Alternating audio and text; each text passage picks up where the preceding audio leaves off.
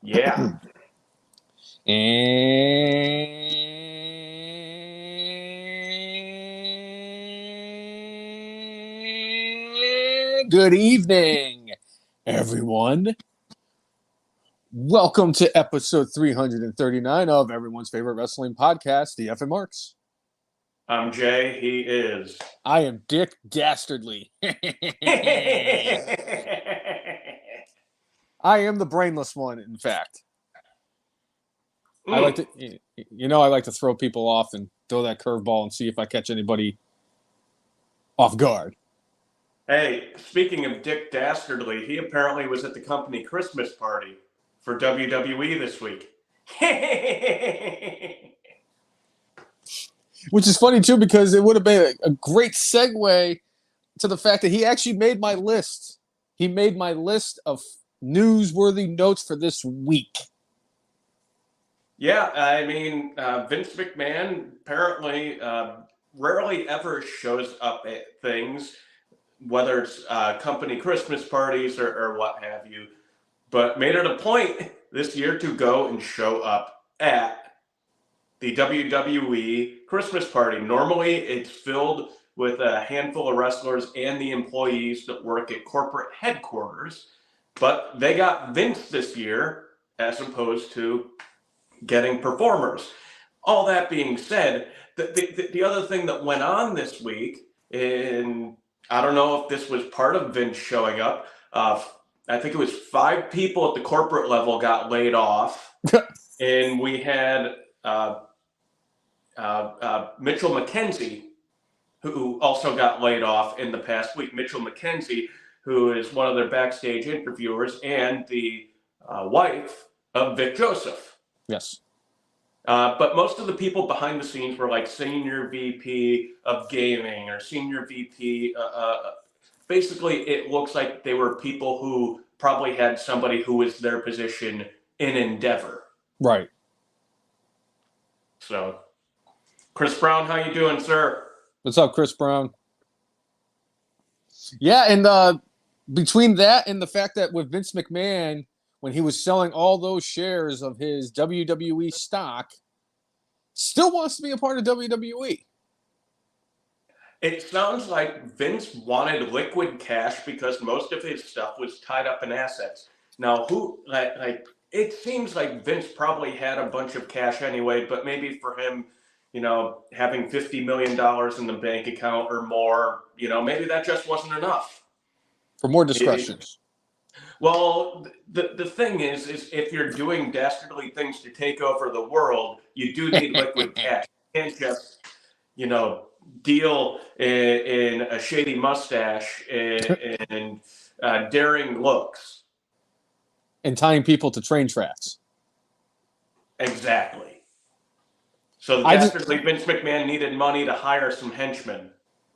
So they could hench for him. And I just find it interesting because we've been talking about this so many different episodes. Is Vince still part of WWE? Is Vince out? Is he part of creative? Is he not? Well, now we know that he's still part of WWE, and now I'm absolutely convinced that the man is going to die in WWE, just like I'm convinced Ric Flair is going to die in a wrestling ring. Another interesting thing that came out, I just read a couple hours before the show. Did you see about where TNA's future home of streaming is going to be? I did, but I'm brainless, so I forgot. They will be streaming on Endeavor's streaming. WWE will not be streaming on Endeavor, at least for the time being. Mm-hmm. And I think Peacock, based off of what we're hearing, has been getting a whole bunch of subscriptions based off people wanting to tune in for WWE. Peacock is going to try to pay Endeavor a whole bunch of money for keeping the rights to having WWE on their platform. It's either that or Endeavor is going to end up with WWE keeping all the money for themselves. if they believe they will get more money by having it on their own app. If they brought them aboard the Endeavor app, or the TKO or whatever, 8 days before they have their Hard to Kill pay-per-view, which is, I believe, January 13th. Okay. So it will be live on the Endeavor app on January 5th. Apparently, they're going to have everything from the TNA archives, Impact Wrestling archives. I find it funny and ironic that the first pay-per-view in the new TNA era is called Hard to Kill. How many times did we believe that this promotion was about to be done? There was that one where it looked like it was going to be done. Billy Corgan was helping with creative and loaned TNA like a couple $1 million so they could pay everybody to get things to happen. It looked like then TNA was going to be sold to Billy Corgan. That didn't happen.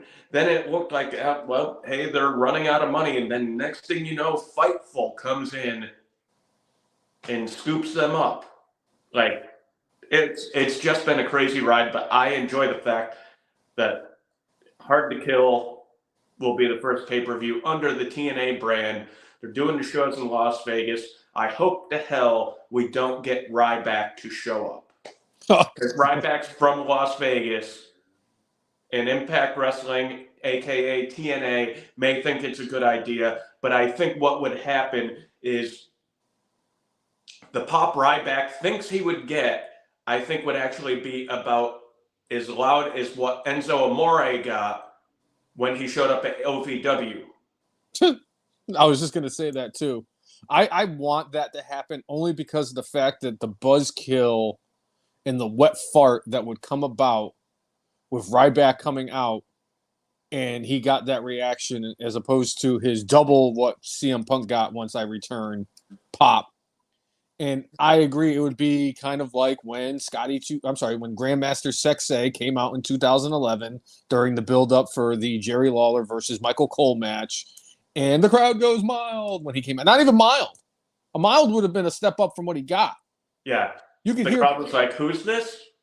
You could have heard somebody coughing from section 214. Yeah. So, and I think this is great. I'm happy for TNA because I'm surprised after 20 plus years that they've been around, when they were TNA to Impact, now back to TNA, and yet they're still kicking in Hard to Kill, like you said. Yeah. The Doug fitting. has chimed in and gave a yeah to all of us. Yeah. Doug is also chiming in, can't believe New England won. Neither can I. It's like nobody wants Caleb Williams. Right. Chris Brown saying we may get some crossovers. For the love of God, make it happen between TNA and WWE. I would not be against that. I'd love to see somebody like Moose going against somebody in WWE, whether it's somebody like Lashley, whether it's somebody like Roman Reigns, whether it's somebody like Seth Franklin Rollins. Chris Brown also stating Vince needs more money to pay off McDevitt's replacement to save his creepy ass from more payoff lawsuits.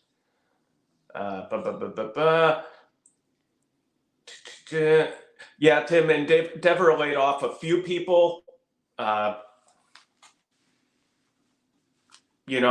sure there's going to be more coming. I bet after WrestleMania we get to see more layoffs. And speaking of ways that Endeavor's trying to cut costs, one of the things that's been discussed is doing less house shows. And it's something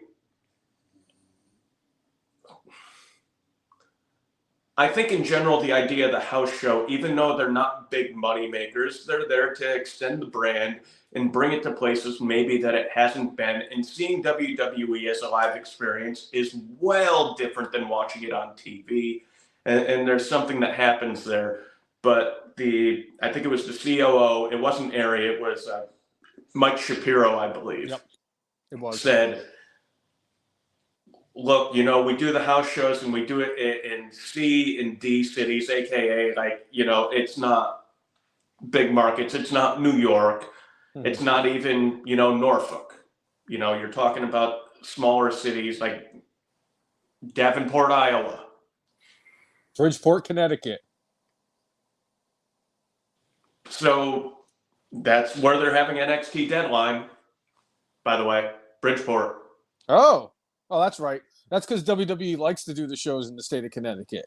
That's why they get Monday Night Raws and Friday Night SmackDowns in either the casino or the house that the Whalers built in Hartford. Yes. So it's okay. Maybe Bridgeport was a bad example of that, but I think this is a good move because I know you and I have talked about it plenty of times on this podcast. Yes, we do love going to the house shows because the experience there is so much better than just watching it at home. You get even if you get up next to the guy who smells like $2 freaking cologne Walmart from cologne. $2 Walmart cologne and barbershop powder, who can't even tell who the wrestlers are and what their backgrounds are. I'm not going to get into too much detail because that guy could have gotten my brainless any point during the podcast, and I wish I had when we had that. But sure. the travel that they do and the amount of shows that they do just puts wear and tear on their bodies. We're seeing it now. Like Randy Orton was gone for a year and a half. Well, if they had half as many house shows that they did before, Randy Orton's back probably wouldn't be as fucked up. If they weren't out there traveling the country and throughout the world 400 days in a year, Hulk Hogan never would have severed all the ligaments in his back, body slamming Andre the Giant at 900 pounds at WrestleMania 3 and killing the poor guy 9 days later. Yes. I think that this is, and I'm not saying, I guess the best way to put it is, yes, I think that the house shows do benefit because, like you said, the smaller markets are the ones that get those. And they don't have the opportunity to go to Raw or SmackDown or NXT because NXT is at full sale and Raw and SmackDown hit all the major cities. So the house show is nice when you get to go to Hampton at the Coliseum and you get to see them wrestle. It's nice when you go to, like you said, Davenport, Iowa, and you get to watch them wrestle. And I think it's great because it's cheaper for the kids and it's an experience like anything other. I mean, hell, I know clearly help me in my fandom. I saw them in Muzzy Field. Bristol, Connecticut is not a top draw. I saw them at my high school. I saw Razor Ramon versus Shawn Michaels, the ladder match with F and Marks Hall of Famer Tim about 3 months before it happened.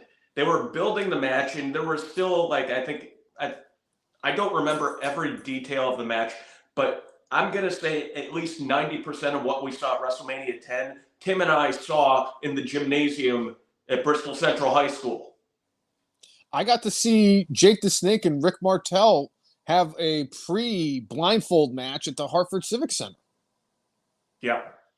I mean, I got to watch Hulk Hogan battle Earthquake in the main event, which was cool. But I got to see my first experience live was at the Hartford Civic Center at a house show. And I would say that WWE probably considers Hartford like a B market. They probably consider, Providence an A or B market. And part of that has to do with the hype in the city because Providence is really loud. They love their professional wrestling. Like Norfolk is a really good professional wrestling audience for WWE. Providence was louder. I'm going to disagree with you. I don't think that WWE considers Hartford a B market. I think they consider it an A market.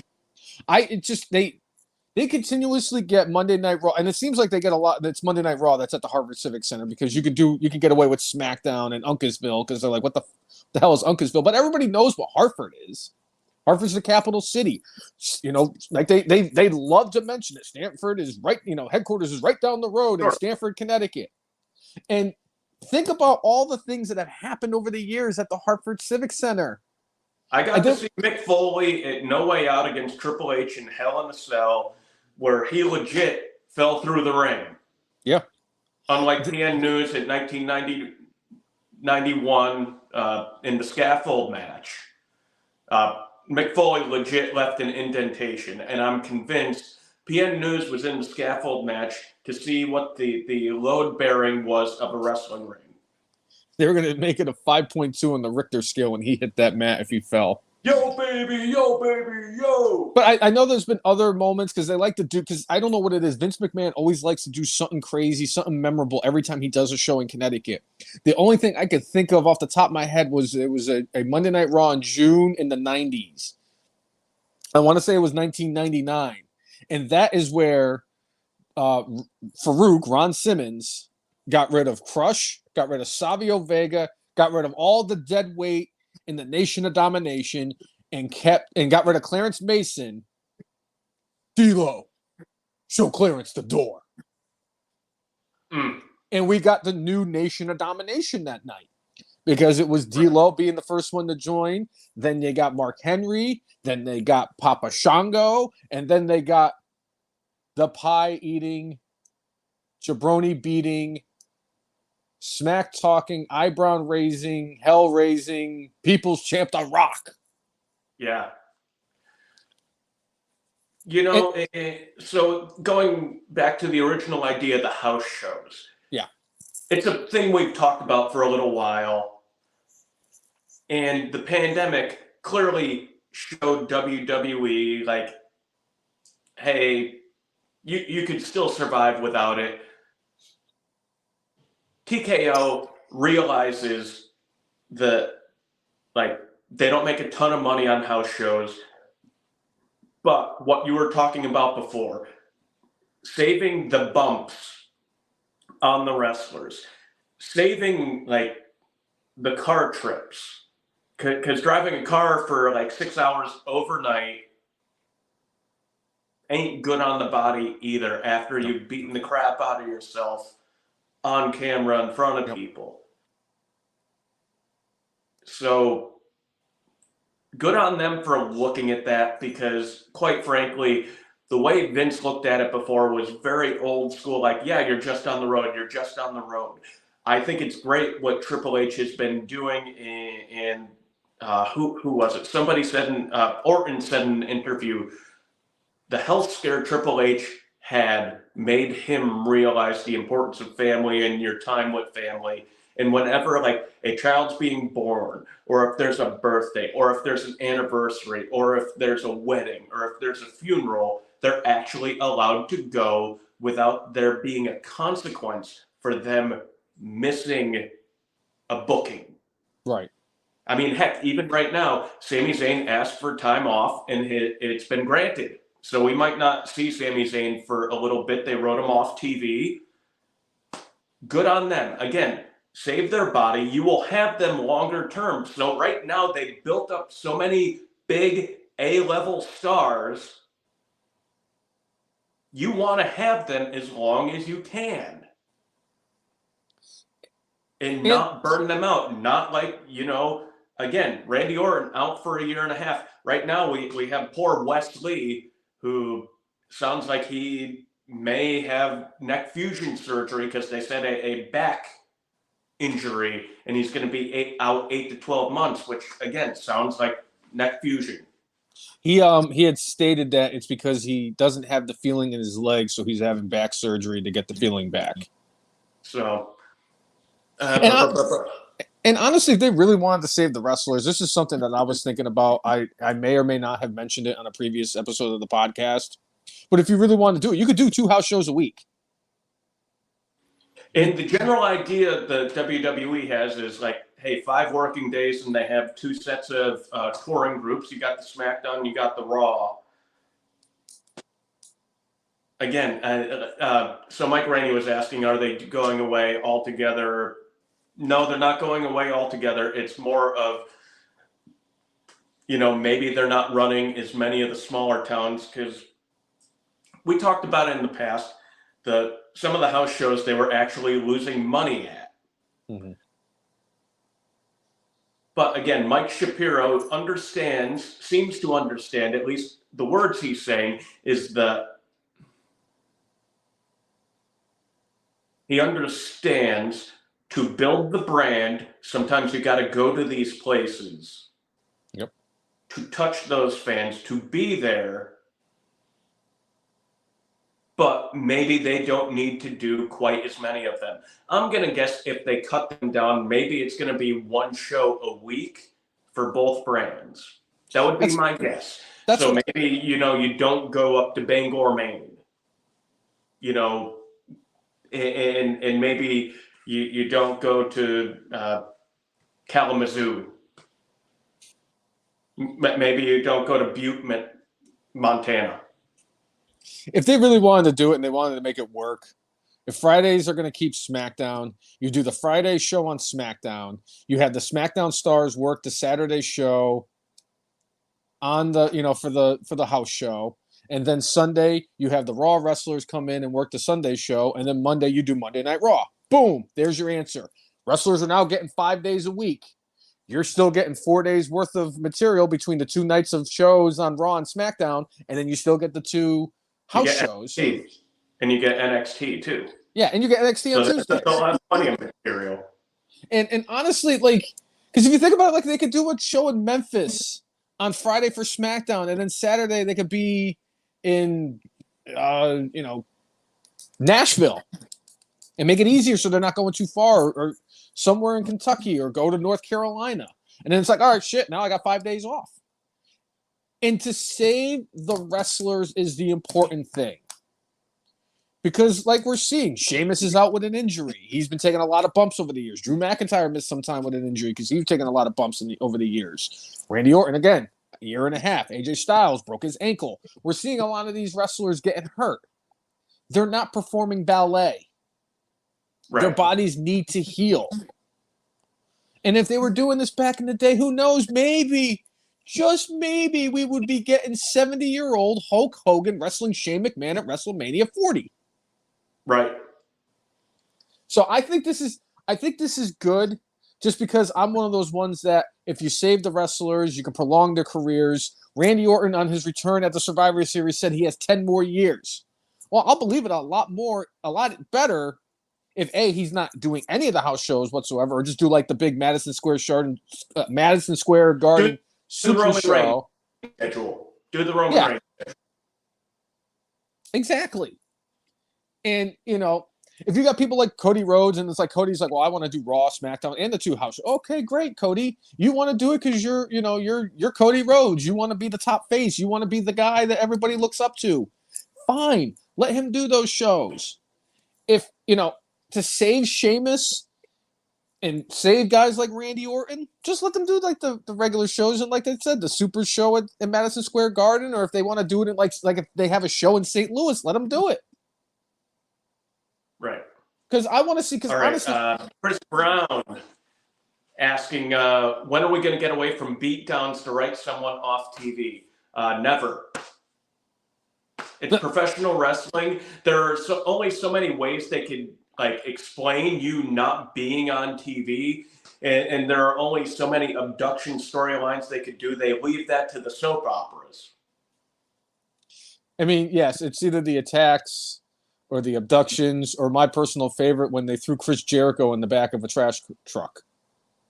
Right. That's how they wrote him off in 05. And I mean, they could bring back Drosy to, do that storyline every once in a while. You know damn well, Cousin Jay, that if they brought back Duke Drosy to WWE television, I would mark out just as much as I did when Carlito came out at Backlash. You would, but I mean, based on that video that we saw, what was it, 6 months ago? Do we really want to see that? No. Yeah. And this is coming from Duke Drosy's, I would say biggest, but this is coming from Duke Drosy's only fan ever. The Trash Man. Of course, the Garbage Man has a garbage can. He's a garbage man. Right. Mike Rainey saying, speaking of injuries, I know Brainless One isn't watching Redacted as much these days, but how severe are the injuries to MJF? They said they had to pop his hip back into place, and it's being reported that he's in much worse shape than that. So I'm wondering if Redacted is trying to cover up the severity of his injuries. Chris Brown did put in the chat about MJF having issues with his labrum. Whether or not MJF's labrum is actually torn, I don't believe I've seen reports of torn, but I've definitely seen injured. When Kenny was the belt collector, they talked about him, having issues, and I believe he had a torn labrum, but they were able to kind of make him functional to be able to put on the matches. He did, and he actually put on a lot of really good matches while he had the labrum issue. So as far as all that goes, I believe MJF is okay and can go, but he definitely shouldn't be wrestling every week, and I'm glad he isn't wrestling every week. So, yeah, I think MJF certainly is hurting a bit, and we may see the title come off him at the show on the 30th. I want Samoa Joe to be the new AEW World Champion. I don't want him to be the devil. I want him to be the World Heavyweight Champion. Although I would rather have Samoa Joe, the Samoan cookie seller of the world, as the devil than it would be if it was Jungle Jerkoff. Right. And I'm curious now because let's say MJF, because I know there were some reports a few weeks ago that MJF had quietly re-signed with AEW and WWE was in that belief. No, he came out recently in an interview and said, I still am looking forward to 2024. I'm going to be the biggest free agent out there. If he's having these hip issues, if he has any issues with his labrum, it could not have come at a worse time. That spot that he had with Jay White at the last pay-per-view was stupid and silly, and you shouldn't be doing something like that. You're coming out here and you're talking to yourself up like you're going to be the top free agent that has ever hit the history of professional wrestling. How you're going to cause the bidding war of 2024, and you're taking selfish bumps like this? Unnecessary selfish bumps? And usually MJF is one of the few people that you say he doesn't take unnecessary risks. And don't know why he would have at that moment to do that. He hasn't, honest to goodness, Jay, I am convinced he has not been the same person he once was 6 months ago. Basically, the Iron Man match with Danielson. Like, he tries too hard now. He tries to make these spots. It's like what are you trying to do, MJF?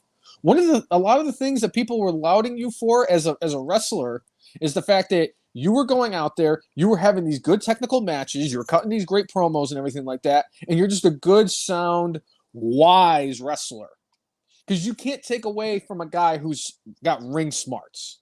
Because if you take away a guy's ring smarts, you end up with guys wrestling against their fuck dolls. So, I think it's silly. My only guess is that it's been the face turn. I think that's what it is. It's his way of pleasing the audience. That is my only guess as far as this, because for the most part, MJF is like, no. Like, my body's my temple, and I got to keep my body in tip-top shape. And I get that he did a character change, so he's trying to do some extra stuff. I mean, it's one thing when Cody Rhodes tears his pec. And then you see him as he takes the robe off inside Hell in a Cell, and it's all black and blue and swollen. It looks like hell. And then he goes and has that great match. Him and Seth had that 5-star match. That's one thing. But it's like you're sitting there and you're trying to jump over the top rope and hit a freaking Cody cutter on somebody heading outside the ring. Right. Where it's an unprotected ring because what do you have, like the mat? You think the bumps in the ring are bad? Taking one on the floor outside the ring, running and jumping from inside the ring to the outside, that is silly. And is totally unnecessary. And I really hope that it is not as serious as it is. I know he tweeted out and then deleted saying that I'm hurt, I have a bad labrum, I'm still going to be at the show in New York, and I'm going to be defending my championship. It's silly. You're 27 years old. You still have, at worst, hopefully, hopefully at worst, 15 more great years ahead of you. You're not R-Truth, because nobody is R-Truth. R-Truth is still going at a rate that nobody should be going at his age. He's somebody, for crying out loud, he looks better in his 50s than I look at 40. And he's definitely a much better athlete than I am. I'm not going to argue that. Hey, and let's be truthful about this. See what I did there? What's up?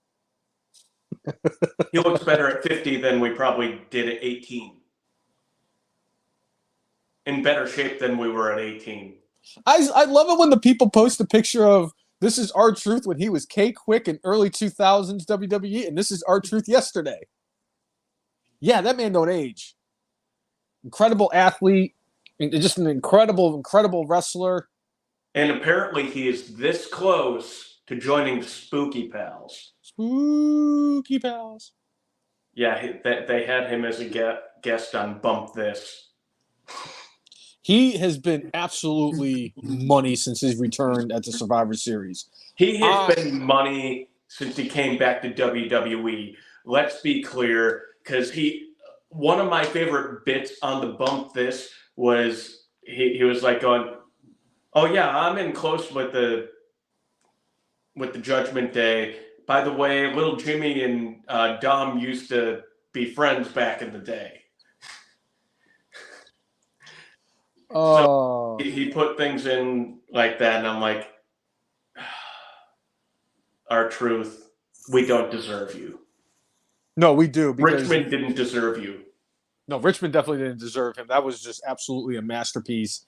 And like I've said before, as much as I love CM Punk and I'm a fan of CM Punk and I'm happy to see CM Punk back in WWE, I still, today, will never, ever forgive CM Punk for costing us the summer of R-Truth. In fact, to the point where I saw an article that even said that it was because of CM Punk, R-Truth storyline with John Cena did abruptly come short. And I am convinced he was going to win the title. He was red hot. He was a top heel. He was doing some of his best work at that time.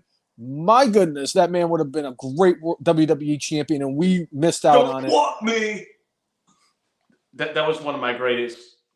I loved when R-Truth did "Don't You Want Me." Speaking of the run of Punk back then, Kevin Nash came out on his podcast and mentioned why we never got that CM Punk versus Big Daddy Cool, Kevin Nash, Diesel match. And it's because the Golden Shovel made an appearance. Nash admitted to what we all knew as wrestling fans. Triple H wanted to beat him himself. I mean, come on. And he did. Everybody knew, but at least finally we got somebody to admit it. Man, I'm telling you, Jay, they really missed a golden opportunity by not having Triple H versus The Undertaker versus Hulk Hogan versus John Cena versus Roman Reigns in a golden shovel on a pole match that would have been booked by Vince Russo, or somehow, some way, in a multi-person match where there's no disqualification and no countouts. The match would have ended in a double DQ. Seeing some of the pictures I saw on the websites out there really made me pause and think for a second. 2011, when this happened, was before Roman Reigns was in the picture. Yes. If we were doing the show in 2011, would Triple H have won the wettest hair? Oh, God.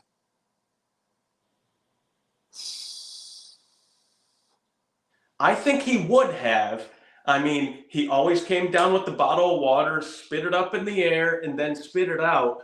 There was an awful lot of extra condensation that ended up on his hair after it was already wetted, because he would wet it up while he was also coming down the entrance ramp. I'm just putting it out there. Before Roman Reigns had the wettest hair, maybe Triple H did. You know, there's nights I stay up laying in bed thinking about if the podcast had started before 2016, what moments from the past would have gotten either Marquee Awards or Good, Bad, and Brainless and stuff like that. And one of the things that always comes to mind is when Mark Henry kind of trolled everybody when everybody thought he was retiring and he was wearing the salmon jacket, and then he went to hug John Cena and he hit him with the world's strongest slam and he goes, "That's what I do." Yeah. He would have won Mark Out Moment of the Year that year. Right. But I would be hard pressed to find somebody else who could have unseated I almost said Roman Reigns, unseated Triple H as the wettest hair back in the day. Maybe Edge, because Edge used to look so greased every time he would come out to the ring too. Very true. But I mean, anyway, I saw that picture and I just had to mention Triple H, wettest hair pre-Roman Reigns. Hot take. Triple H looks better with no hair than he did with the long hair. Yeah, it took me probably about a year to kind of get used to him having the shorter hairdo. But once I did, I'm like, no, all right. All right, couple of comments. Jungle Jerkoff is no longer suspended. If he comes back as the devil, so help me, I'm going to be ticked off and will not watch Redacted until they release Jerkoff. See, that's the beautiful part about redacting AEW is the fact that no matter what they do, no matter what they say, no matter how hard they try, I could give two shits, a rat's ass, or a flying fuck what they do, and they can do whatever they want with Jungle Jerkoff. All I care about is what Danhausen does every single week because I don't want to get cursed and then not have to pay him $6. Right. He needs to afford his blimp. Mike Rainey also saying, I would definitely have MJF drop the title until he's 100%. I still say he's staying with Redacted so he can always go after the title again once he's able to do so. See, I don't... Again, it comes down to the fact that MJF is still in his 20s. Whatever contract he signs with AEW, unless it's a ridiculously long deal, he will be in his early 30s by the time he's a free agent again. Does he make himself a bigger deal? Does he sit there and see the landscape of WWE right now and wonder, where do I fit in this sea of main eventers? Do I believe in myself that much? Would the company push me enough to put me into that category within the next couple of years? Because you got a dude like Gunther who is knocking on that door. You got a dude like LA Knight, I know he's in his 40s, knocking on that door. You got guys like Drew McIntyre who possibly could be taking some time off, once his deal's up, possibly, who is kind of at that door and kind of can enter it and leave it at will. Do you sit there and see that and all right, maybe I'll stick where I am? Or do you have enough belief in yourself that says, no, I'm going to get over no matter what? And that's kind of what Adam Cole Baby's journey's been. He's like, I get over wherever I go. He does. He got over in Ring of Honor. He got over in Japan. Name me somebody more over than him in NXT. Ever. Right. And he got over in AEW. I look at it like this. Let's play devil's advocate here. Let's look at it from the other side. Why the hell? Yeah, see what I did there? Why the hell would he stick around in AEW? His biggest ally, the reason he is now a big-time star in a top promotion. Yes, I say what I say every single week, and I refuse to watch the product. But at the end of the day, AEW is a top legitimate wrestling promotion. And he's, in my opinion, their biggest star. But the thing is that AEW, there's no direction. You don't even know, there's no rhyme or reason to how they book things. Why is it that Ruby Soho 1 week is going up against Chris Statlander when she was TBS champion and losing, and then not even a month later, her next match on television is against Hikaru Shida when she was still AEW Women's Champion? It seems like since left AEW when Cody left. As far as booking, they used to give a crap about your record. Yep. And they had long-term storytelling back then. I don't think that's anywhere near as true these days. And I think a lot of that has to do with Cody's influence and it not being there. Oh, by the way, AEW did let go of a man named Kevin Sullivan, not the Taskmaster, Kevin Sullivan, a different one, who was their vice president of post-production work, video post-production work. So I don't know if, they didn't like the graphics he was coming up with or his team was coming up with, the editing that they were doing, the vignettes they were putting together. But he got let go. But apparently there are a lot of people within the company that aren't happy because he was well-liked and well-respected.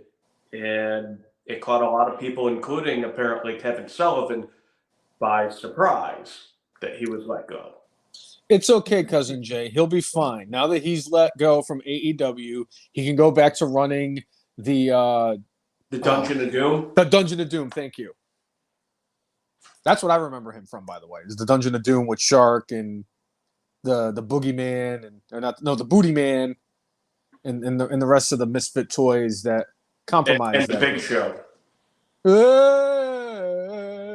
It's the Big Show. You mean the Giant? Yeah.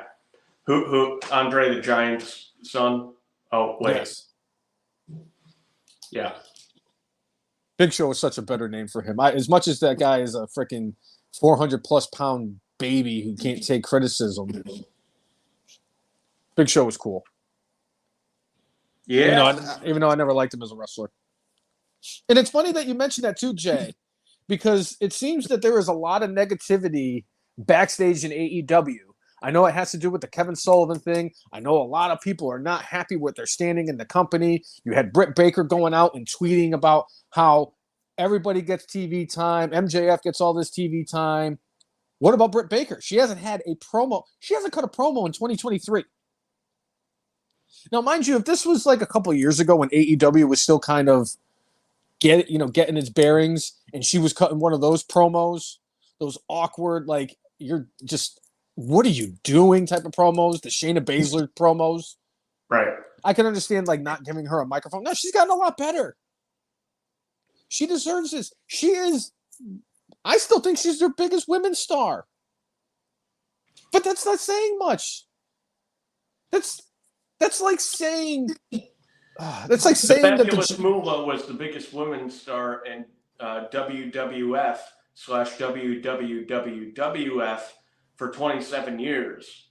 But she was, it was like her and, what was her name? Judy. Oh. I can't remember off the top of my name right now, but anyway, there were about two women's wrestlers for quite a long time, and then Wendy Richter showed up, and Rockin' Robin showed up. Eventually, Alundra Blaze showed up. Bull Nakano. Yeah. But, yeah. Right now, AEW Women's Division, there was a thing I saw, I think it was last week, that said that WWE had women prominent in their show, and I want to say it was like 38% of the show women were prominent. And AEW was like far below that. I want to say it was something in the low 20s as far as prominence on the show, as far as whether it was having a match or having a promo. You can't build something up if you don't showcase it. And sometimes you have to, if something isn't delivering ratings right away, that's all right. You have to sometimes take those bits where maybe it's not working as well to bring something to prominence. If you believe and respect in those workers and the talent they have and the stories they're telling, you keep down that path. Eventually, it's going to light. No, here's the thing, though. Like with WWE, for the longest time, the women's division was a joke. You know how the Bella Twins or the Garcias, I'm sorry, were coming out and saying we're responsible for the evolution of the women's division, and it's like, yes, it's No, because it you're. was Mickey James and Beth Phoenix, to be fair. Well, to be fair, it was also Trish Stratus and Lita, but Well, it was Trish and Lita before them, but like when they went from that area to kind of that era from like mid 2000s to like early 2010. when they stopped bringing in people like Candice Michelle, and nothing against Candice Michelle, I was a huge fan of hers, but like once they stopped bringing in people like Candice Michelle and Tiffany to the WWE, and they started bringing in people like Becky Lynch and Charlotte, that's when things started to get better for WWE. And that's not a slight on Beth Phoenix or Mickey James, because one is well deserving of being in the Hall of Fame, and the other one is well deserving of getting into the Hall of Fame for WWE. I'm not by any means disrespecting either of them. I love Mickey James. She's in my Rushmore of women's wrestlers in WWE. But you needed to have moments when you had the Bella Twins going up against the Funkadactyls as getting television time for 3 minutes in a garbage match to realize that you need to do better with the women's division. That's why you went out and got the Becky Lynches and the Charlotte Flairs and the Sasha Bankses and the Baileys. And you bring in people like Bianca Belair, and you bring in people like Asuka, and you bring in people like Liv Morgan. And we used to joke about Liv Morgan, and look at how good she is. She worked her tail off. She busted her ass. I am a fan of hers because she was what she was, and what she is now are completely two different people. And I couldn't be happier because she has put in the time. She has a wrestling ring in her barn on her farm. So she's always training. She's always working out. She's always trying to get better. Believe that. And it's great because the women's division is so good in WWE because WWE knows how to train them properly. They know how to show them what to do. They know how to present them. I mean, for crying out loud, Jade Cargill is a big deal in WWE without even stepping foot inside of a ring yet. Let me talk to you. Yeah. Randy. Yeah. But to go back to like... When you're talking Jade Cargill, by the way, now she didn't throw AEW under the bus, but she specifically did say WWE is the most professional place I've ever worked in my life. She spoke glowingly after that, like, I really liked my time in AEW. They did really good things for me. But as far as the machine, as far as things that they've done for me, yep. WWE, she said, was just phenomenal as far as their professionalism. I mean, we got to see her with The Undertaker and with Sheamus and with Drew McIntyre, Michelle McCool, and Samantha Irvin at the Big 12 championship game. Jade has not really had much TV time, but they're putting her with big-time people in big-time places to help show her the ropes. Yep. Literally and figuratively. Yep. So Jade Cargill will be a good investment eventually for them. Again, that's speaking to the lack in AEW for what they were doing, and her like going, you know what, I got to get to WWE. They're going to do right by me. When she did the interview, I want to say it was with Fightful. I could be wrong. It could have been another wrestling show that she did an interview with. And she was talking about the importance of having CM Punk backstage. And she said they were going to have me do this spot where the producers are like, you're going to go in there and hit somebody with a chair.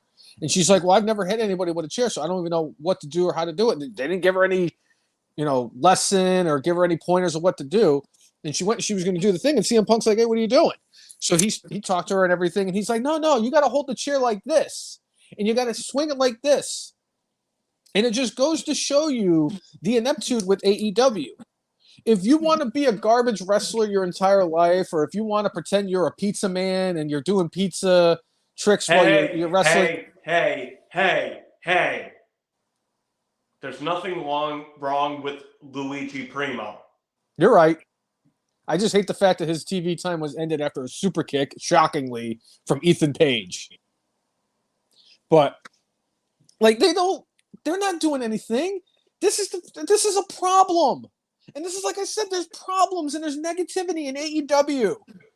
You got Jade Cargill is going in there. Like, Triple H is throwing, like, shots at them. Yeah, well, Jade didn't really have the proper training, so we're trying to get her to the point where she feels comfortable enough to go out there and be what she wants to be. You have all these wrestlers coming out, all these legends that were working for AEW saying, nobody wants to listen to me backstage. William Regal said it. Nobody wanted to listen to me backstage. Billy Gunn, I offer my services to whoever I want. And he's still working there. And he's like, and I'm working with the Acclaimed, and these guys come up and ask me. He's like, but there's a lot of guys that won't even ask for help. There's just all these egos and all these problems. Nobody's getting TV time. People have creative control. There's no storylines. I mean, you got Santana, who just got fined for a tweet where he, like, more or less like, yep, been just sitting here doing nothing for 6 weeks with the bored emoji, and apparently Bryan Danielson is part of a committee that is trying to crack down on that stuff. And quite honestly, as much as Santana was complaining about that, it's something that needs to happen. Like, if you don't show respect, or at least enough respect for the place you work for, it's like going, I understand you're frustrated. Talk to management. Like, they brought you back after all that time off, made it a big deal, and then all of a sudden, like, you're not there anymore. I understand you're pissed off about that. They split up your team. I understand you're pissed off about that. But, like, if you have too many people out there talking shit about what's going on behind the scenes, it becomes, just like this like the shit show behind the scenes, and it ends up feeding itself and causing morale to go even lower. And that's one of the things that Mike Rainey was saying about the morale at AEW being the shitter. And Ring of Honor, which is underneath, and part of AEW, has sold under 1,000 tickets to their pay-per-view next week. And they brought Danielson in specifically to hopefully help sell at least a few more tickets. That building was only 27% sold. 27%. And we're not talking about this big arena. We're talking about a place that holds about 3,500 people. Yeah. But hold on, Jay. Yeah. You want them to go to management when they have an issue in AEW. You want them to talk to management when they have frustrations and problems with stuff that's happening in AEW. Do you, as a wrestler, would you feel comfortable going to management? Who are you going to go to? Huh? Are you going to go to Daniel Bryan, who's now fining people? Daniel Bryan is now the one fining people. Okay, fine. You don't want to go to Daniel Bryan, that's fine. What are you going to go to, Tony Schiavone? What's Tony Schiavone going to do?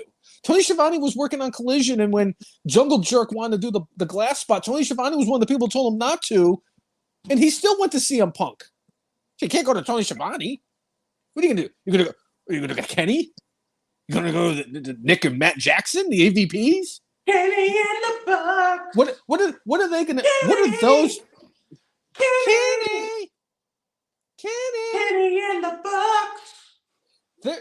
There is no... You can't go to them. What are they going to do? Well, if you got a problem, here's a blow-up doll, and I got an exploding boot. Let's go have a exploding ring of death match that makes no freaking sense. Or they'll super kick you out. Oh, no. There you know what you got to do? You got to go over their heads. Yes. Oh, yes. That's what it is. You're going to have a problem with your standing, and you can't go and be disgruntled online. So you're going to go to the boss. The boss who is more concerned about making his next announcement and where his cocaine is coming from. Hey, Mike Santana, I know that you have a problem with your booking, but I want to let you know that next Saturday, on Collision, I'm going to make a huge announcement about All Out being on pre-sale once again. I mean, seriously, this is what happens. I've been saying this for so long. This is the problem with AEW when you have a wrestling fan who's got a fuck ton of money that he could just piss away. So now he has real life action figures that he can do his fantasy booking with. It is becoming more and more apparent. Because I'm going to tell you right now, anybody who is, any kids or even the guys, the neckbeards that watch AEW every single week and they have their action figures, do you really think those guys are using Mike Santana? No. They're just pulling random people out. So like, oh, here, I'm going to have Jon Moxley versus, let's see what I have in my box. Oh, Danhausen. I'm going to have Jon Moxley versus Danhausen. Here, you know what would make sense? Samoa Joe going up against Trent Beretta. Why? Wait. Samoa Joe going against Girl Scouts of America. I mean, yes, I watched whatever pay-per-view that was on. But it's like, that's exactly what it feels like. It really does feel like that Tony Khan is booking his AEW shows. Jeez, I'm talking like freaking Tommy DeVito over here. Tommy Cutlets, the quarterback for the Giants. Wait. Tommy DeVito, the Jets quarterback? Tommy DeVito's the Giants quarterback, sir. Oh, I'm sorry. Wait. What's the difference? Yes. Tommy Cutlets. Hey, Tommy DeVito beat the Patriots in his first win at MetLife Stadium. Just remember that. MetLife Field. How you doing? At MetLife Field. But hey, the Patriots now. Hey, I know it was 3 weeks of 26-13. They scored 21 last night, and they beat the Steelers. Romney's gonna fire Tomlinson. There's no way Tomlinson's ever going to get fired from the Steelers. No, Let's be serious. He's not. Did you know he's never, in 17 years of coaching, he's never had a losing record? Not only is he not going to get fired, he's going in the Hall of Fame. I'm sorry, Mike Tomlinson. Oh, he deserves to be in the Hall of Fame. And why do you think the Steelers, I think, have the best winning percentage of any NFL team in history? Because they're a very well-run organization that has had only 3 different head coaches since 1969. Chuck Noll, Bill Cowher, and Mike Tomlin. And this is coming from somebody who does not like the Steelers. Their fans in Pittsburgh, yes, I love those people because those guys they care about one thing, their sports teams. And they were very gracious towards the Brainless one when I showed up at a tailgate. I'm just talking about the now Steeler fans that are like, oh, well, we got 6 World Series, 6 Super Bowl rings. Yeah, keep talking about that, Yankee fans. Just think if you have a couple more, you could talk about how you're America's team. Yes, we were. I was singing Elton John, but I changed the lyrics. Kenny in the box. Kenny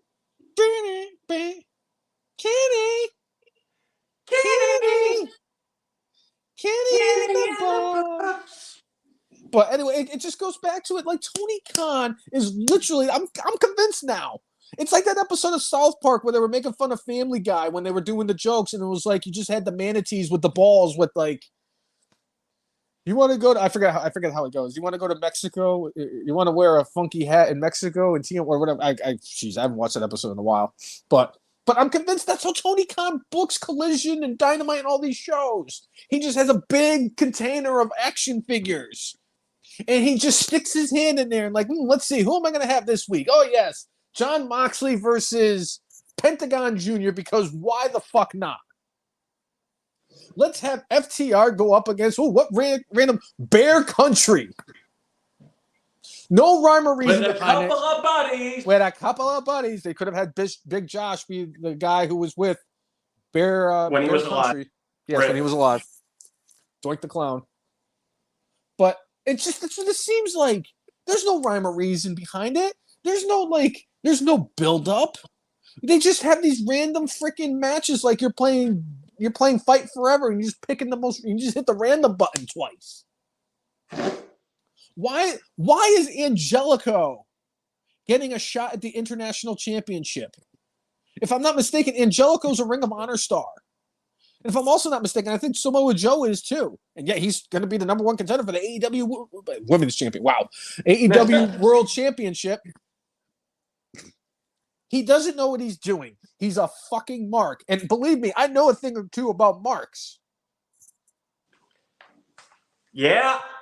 I mean, honestly, Jay, let's think about this hypothetically really quickly, and then we'll move on to the next topic. I need to ask you this because of all the people, nobody knows me longer than you have or better than you do. If, let's say, El Diablo Blanco was not a retired postal employee, but he was a multi-billionaire, and he was like, hey, brainless son, what if I gave you a shit ton of money of mine, basically your inheritance, and I'm going to give it to you now, and I'm going to let you invest in something, and I go out and I invest in a wrestling company. In your heart of hearts, honest to goodness, if I had a Bible with me right now, hand on the Bible. If I was running a wrestling promotion, me running a wrestling promotion, how long do you think it would take before it crashed and sunk like the Titanic?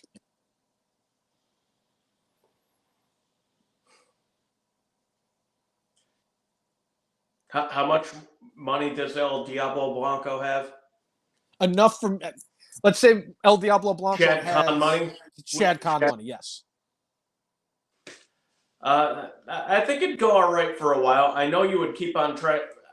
You have a little more sense than Saudi Arabia has, because I know you would not try to book yourself in that match that you've been dreaming of yourself versus King Kong Bundy.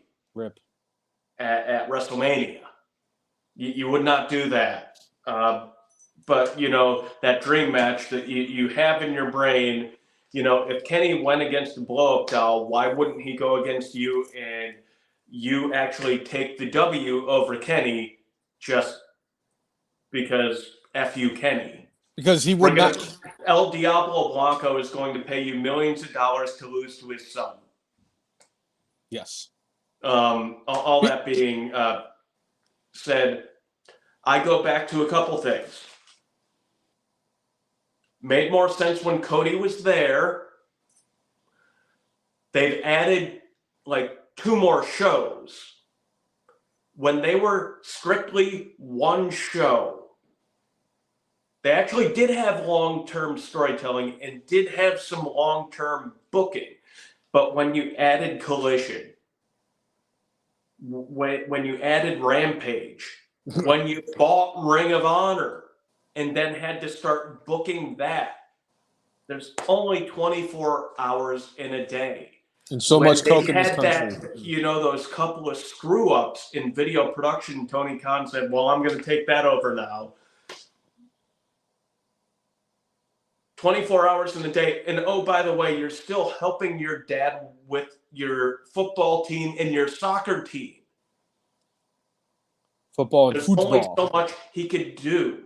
Honestly, he probably would be doing okay if they just stuck to Dynamite. Now, would that make AEW profitable for the Khan family? Probably not. I think they're probably about profitable right now. All that being said, like, he needs lieutenants that he actually trusts. Clearly, he doesn't trust anybody to really carry out the coked up vision that he has. And Vince was much the same way. Yep. He had to book anything and everything, except for Vince McMahon is a genetic freak and he's not normal. In the words of the late, great Rick James, to kind of put the sort of ribbon on this, cocaine is a hell of a drug. Danbury Trashers. Danbury You watch that Trashers. Netflix documentary, Danbury Trashers, everybody. In the words Also, of... make sure you watch Gags the Clown. Yes. Prime Video. F. Mark's Hall of Gags the Famer, Clown. Gags the Clown. Yes. I text him every Sunday with a picture of whatever beer I'm drinking, and we go back and forth. Don't let Monday ruin Sunday. And then he usually sends me a video of himself grilling up in Wisconsin. Last week he sent me a video of himself grilling in Wisconsin with a ginormous fire within the grill, and he just used snow to snuff it out. Oh, you said the nasty word, Jay. Why would you say that 4-letter negative word that is awful? The worst word in the history of the dictionary. Come on. You've been down here now for what, 7 years? We've gotten measurable snow 3 times. Jay, I missed multiple days at work. In fact, I missed more days of work down here in drivable snow than I did up in Connecticut. Yes. I drove one time, it took me 4 hours to get to work at FedEx, and they still had me come in. And they got rid of my route for the day, and they still had me come in. Oh, you can work at the sort. I showed up at work, and I got called by my boss as I was pulling into the parking lot. You were there. You remember. I was pulling into the parking lot. Yeah, there's no work today. What do you mean there's no work? I'm already here. Oh, it's kind of fucked up in Norfolk, so they pulled the plug on today. It is still, I don't care, Jay. I still think that, I'm not even going to say it, that word is an even worse word in the English dictionary as saying fuck. Yeah? I hate that word. I hate that stuff. Ugh. If it wasn't for the fact that the state was just very notorious for electing the greatest governors that the history of the United States has ever seen to run that state on a consistent basis. The snow is what scared me. It's just the fact that they also were able to elect people like Dan Malloy as the governor. We have to plow the streets, and it was like the other day when they were showing the thing down here where they had the truck drivers learning how to, practicing with the plows in front of the trucks, and they're like, yeah, they have to get their practice just in case there's snow on the ground. And I'm like, shit, in Connecticut? Are you kidding me? I mean, those people are, oh, okay, I got this. No, don't worry. I can do the plow truck with my eyes closed and my hands tied behind my back, texting while drinking a cup of coffee. Because we are plow drivers from the Northeast and we know what the frig to do. Yeah. But snow, Coke, whatever. So another thing WWE is doing to cut costs, and quite frankly, this might be overdue, they are no longer going to do physical releases of their videos, DVDs, and what have you.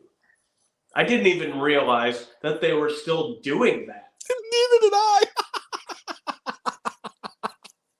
Like, I figured at least a couple of years ago that they were probably like, we're good.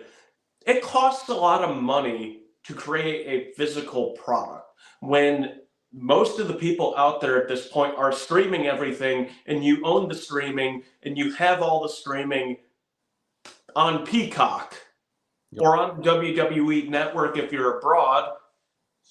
What's the use? So good for them on finally moving forward from the folks that have not moved on from at least the early 2010s. I mean, it's not like Cowboy fans with their, Super Bowl highlights VHSs. highlight reel from the 90s, but it's like they always say, what does a Cowboy fan do after watching his team win the Super Bowl? He hits the rewind button on his VCR.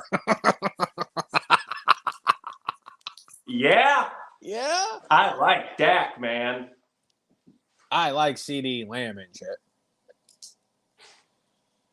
Right. That's good, but it's funny because I thought that the DVDs had died when the WWE Network was born in what 9 years ago. 2014.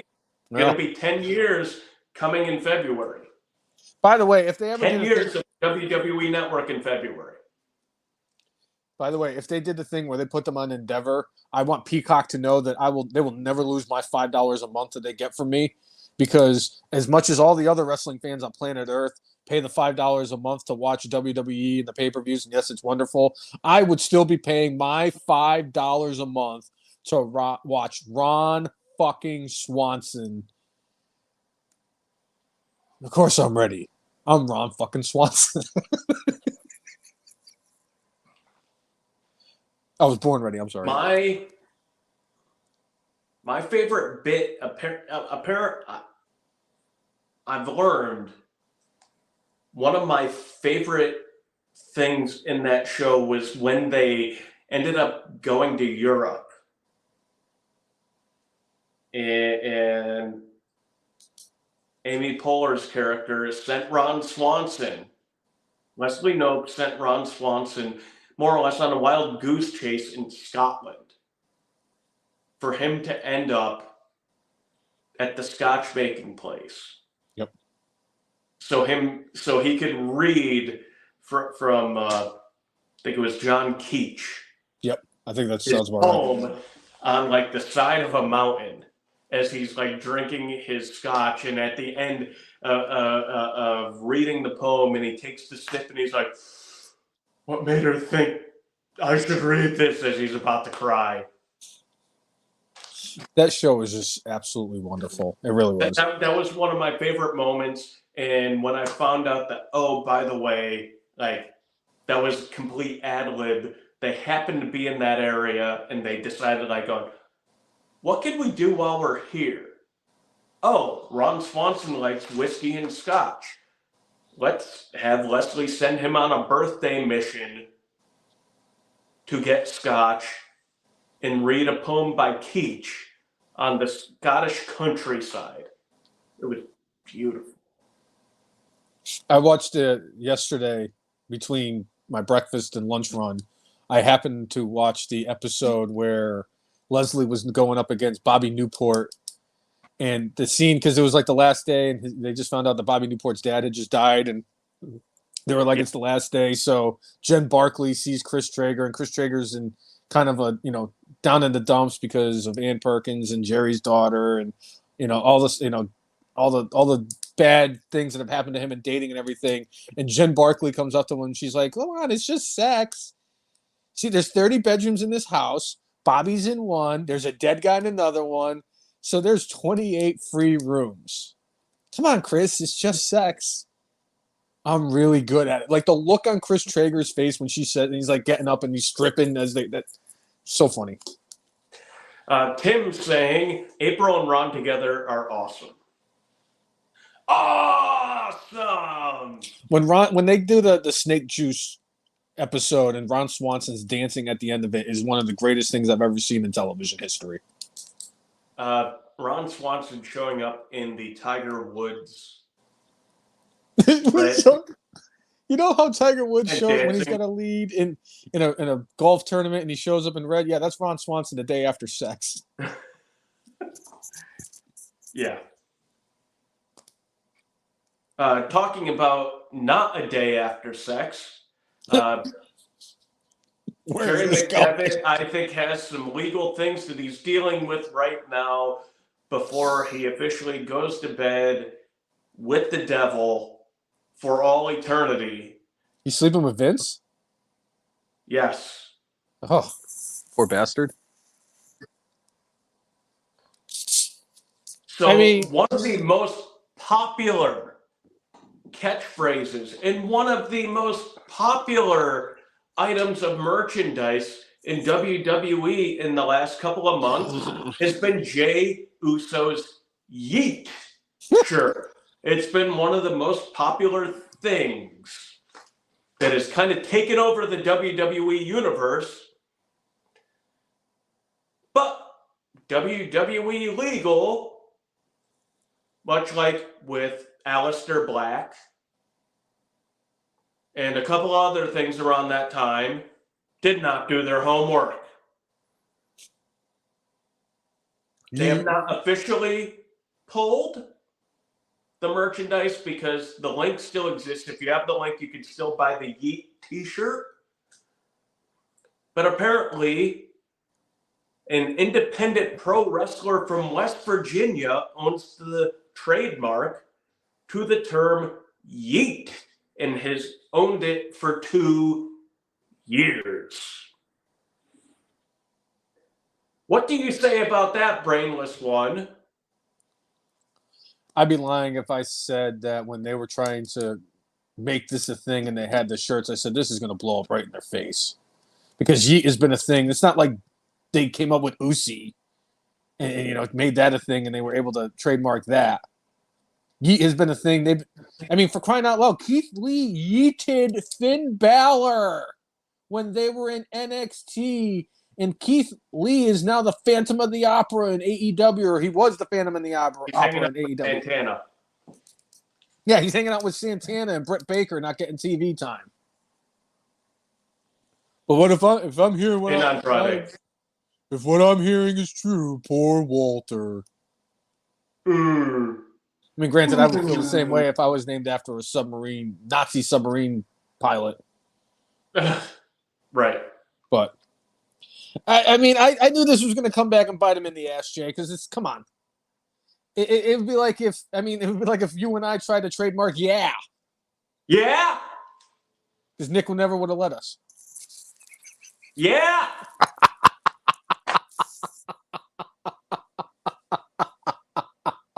All of that being said, if we go back a shade under 15 years ago,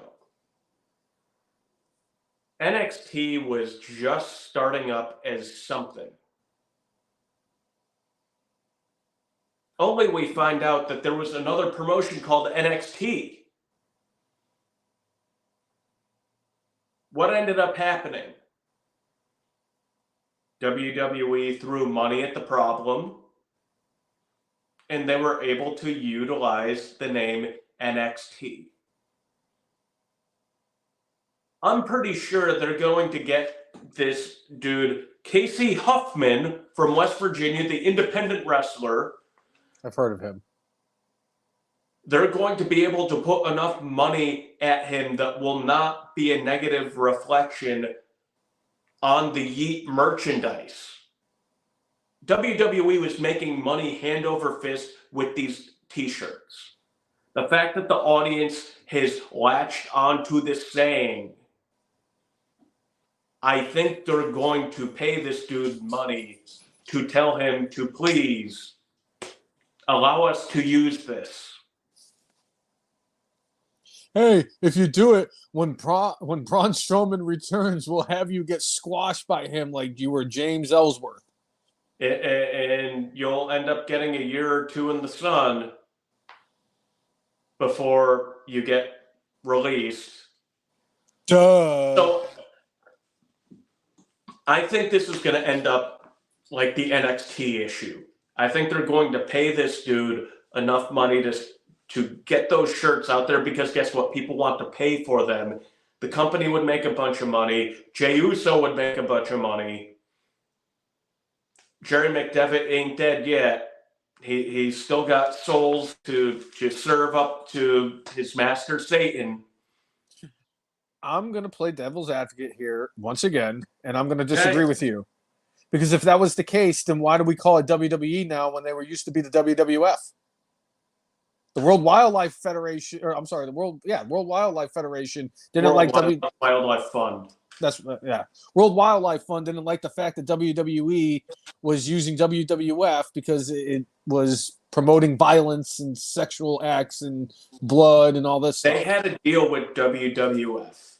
They had a deal with them, and they actually went back on the deal they made with them, and that's why the World Wildlife Fund did go after them and did finally force them to change their initials. That was on WWF's Watch. They did that. They caused that to happen.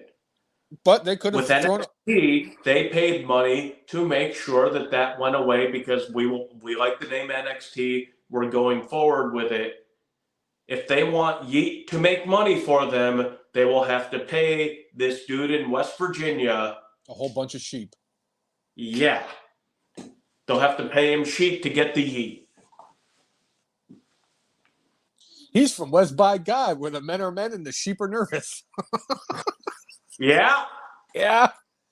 I really think that it's not going to happen. I never thought that Yeet was like anything good. And yeah, people want to buy the shirts, because they're wrestling fans. They'll buy anything. I mean, somebody could just go cock-a-doodle doo. They buy Kenny Omega shirts. For crying out loud, they buy pictures or they buy T-shirts with pictures of portraits of guys standing there, whatever. I mean, I bought that shirt, but I bought 2 of those shirts. It's not the point. But people will buy. That's the thing about wrestling fans. You don't just need a Yeet shirt. Just come up with something else. People will buy it. For crying out loud, Jay, people are buying shirts that say yeah. People bought shirts that say yes. People bought shirts. Hey. Nothing wrong with a yeah shirt. No, I'm not saying that there's anything wrong. It's just my point is people will buy anything. For crying out loud, I'm wearing a T-shirt that has the 3 most dangerous letters in professional wrestling history, RKO.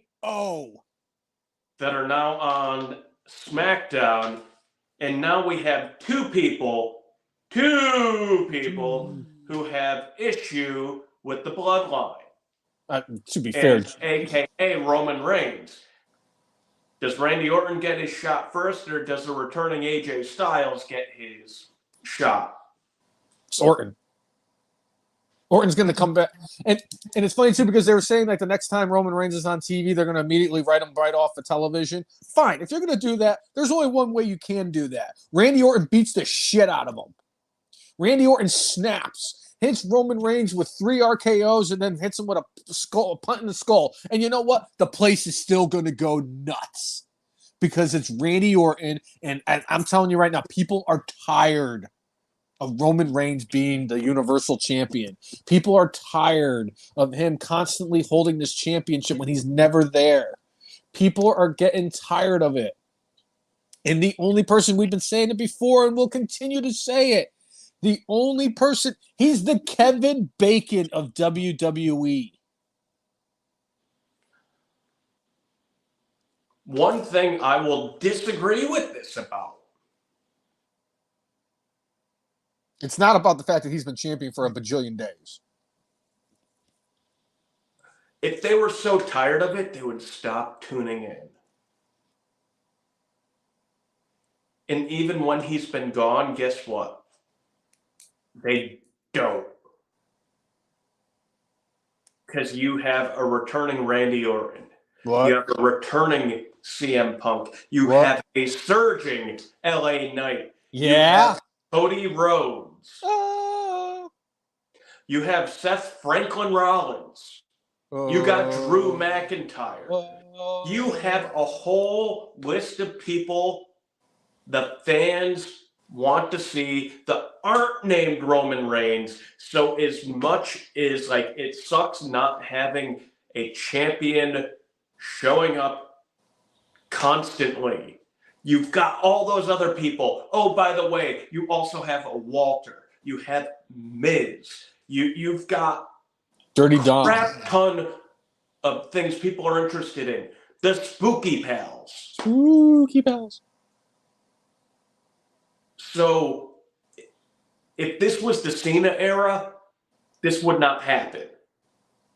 It was John Cena and then everybody else. Like, as much as I love Randy Orton was still a bit below John Cena. If John Cena had the championship and was gone for 2/3 of the days, it wouldn't have worked back then. Right now, they have such a rich roster of talent. They can get the hell away with this. I just think that they need to take that because it's just getting played out. Why? What's the point of him holding the championship any longer? To beat Hulk Hogan. To get it's Hulk just- Hogan out of the book. I'm at the point, Jay. I admitted it. I got yelled at and I got freaking downvoted on Reddit because of the fact that I've said that I don't watch Roman Reigns matches live anymore ever since he beat The Undertaker at WrestleMania. I mean, granted, it's now I have not watched a Roman Reigns match live other than when he fought L.A. Knight, in Saudi Arabia in the main event. I can't because it's the same thing. It's the Roman Reigns and all these outcomes in their matches are the AEW of WWE. Because we already know that he's not going to win clean. He's going to have either Jimmy or Jay or Solo or the Wise Man. Somebody's going to have to just cost, is going to help him win the match. I'm tired of it. I'm not saying that Cody losing at WrestleMania was a stupid thing. No, I kind of like the fact that they're going to continue because if he had won it, it would have been like, okay, he did it. Now what? He lost. Now we're going to see what Cody Rhodes is very capable of. He's going to win the title at WrestleMania 40. And I'm telling you right now, I fear what will happen if Roman Reigns walks out as champion on night 2 of a buy one, get one free in Philadelphia and then goes and eats a cheesesteak and walks out as Universal Champion again. At Geno's? Pat's. Okay. Or Tony Lewis. Tim, I'm going to have to disagree with you. The Evil Empire is not back. The Evil Empire still lacks a pitching staff, which means they may score some runs, but they will never win the World Series with what they've got. Thank you.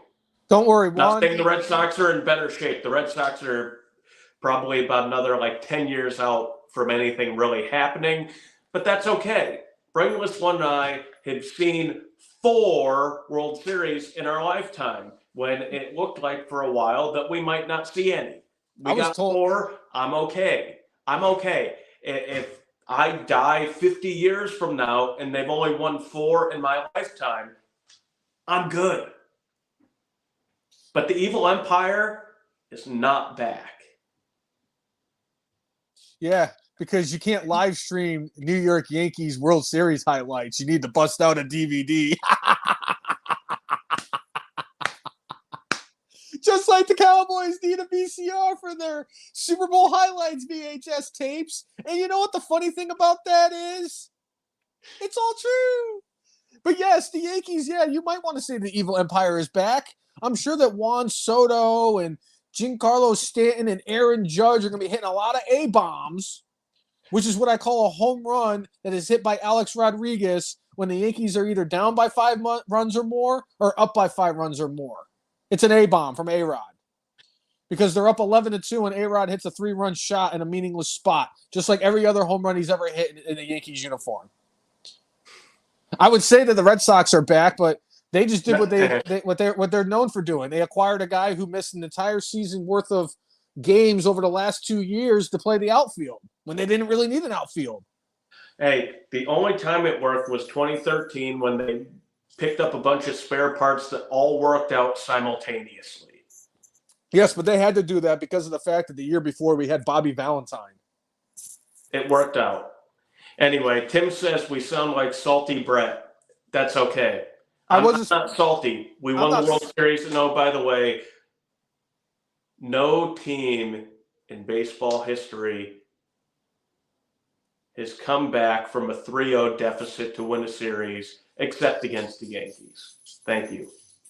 I was told my entire life, it's only crazy that it was only 21 years, and I was never, ever going to see the Red Sox win a World Series. I saw 4. It doesn't bother me. I expect the New York Giants to win the Super Bowl every single year, even if Joe Judge and Dave Gettleman are working on the team. I expect that from my football team because I have higher standards for my football team. But hell, I've even seen my football team win 4 Super Bowls in my lifetime. So you know what? I would love to see 27 more of them because I love my Giants. But the Red Sox have a special place in my heart because I was never supposed to see one. Never. And I got it. and then got 3 more after that. Yeah. So anyway, you're going to have to win a lot of 15 to 12 games with your pitching staff. That's all I'm going to say, which is fine because at least you have hitters that are going to make it competitive in a 15 to 12 game because the Red Sox are going to be losing a lot of 12 to 3 games next year. Right. Because God only knows Chris Sale will be on the DL by freaking June. And we're going to be requiring guys like Cutter Crawford and James Paxton to get us innings. Now back to wrestling. Last week on SmackDown, Randy Orton did officially sign with SmackDown after giving an RKO to the SmackDown general manager. I think that's the perfect way to sign with that team. And clearly, now that he's signed with SmackDown, it makes a lot of sense for CM Punk to be on Raw. You get one of the big people coming back, going to one show. You get the other one to go to the other show. What are you talking about? The Raw already has their big wrestler return that is on the show there. They got R-Truth. What's up? For crying out loud, we can't keep disrespecting R-Truth. That's the reason why we lost ourselves the Summer of Truth because of CM Punk. R-Truth is an absolute treasure, and he needs to be showcased like it. Not a human being. Not even what Christian Cage is doing with the TNT title. Did anybody present a championship like R-Truth did for that 24/7 title? Showing up and pinning. Speaking of R-Truth, I think we got an announcement to make. I think we do. With the Hall of Fame induction / Marquee Awards coming up in just a couple of weeks with a couple of buddies, we would like to announce the newest induction into the F and Marks Hall of Fame, R-Truth. You have to fit. You have to fit the profile of what a F and Marks Hall of Famer is. If it's somebody who is constantly talked about on this podcast, they have a shot. If you have memorable moments in wrestling history, you are in this Hall of Fame. R-Truth is a former NWA World Heavyweight Champion. He has probably held championships in WWE more than any human being ever. Yes. He is entertaining. He is a fantastic wrestler. And most importantly, I just love the dude. I really do. I love R-Truth. This is a well-deserving Hall of Fame induction. So I am happy to announce that R-Truth is in the F and Marks Hall of Fame.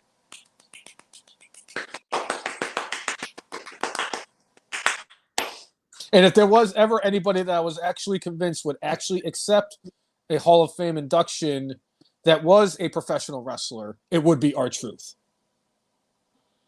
But I'm sure he would say that he would be happy being an AEW Hall of Famer, even though he's in the F and Marks Hall of Fame. Yes. On the Hall of Fame front, one thing, as much as Yeet has come off the WWE shop, there has been the return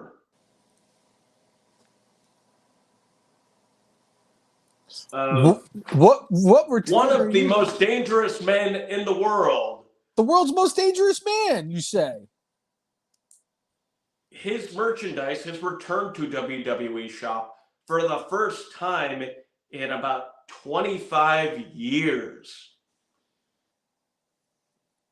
Ken Shamrock, who has had a very, very tumultuous relationship with WWE, I think mostly due to Vince.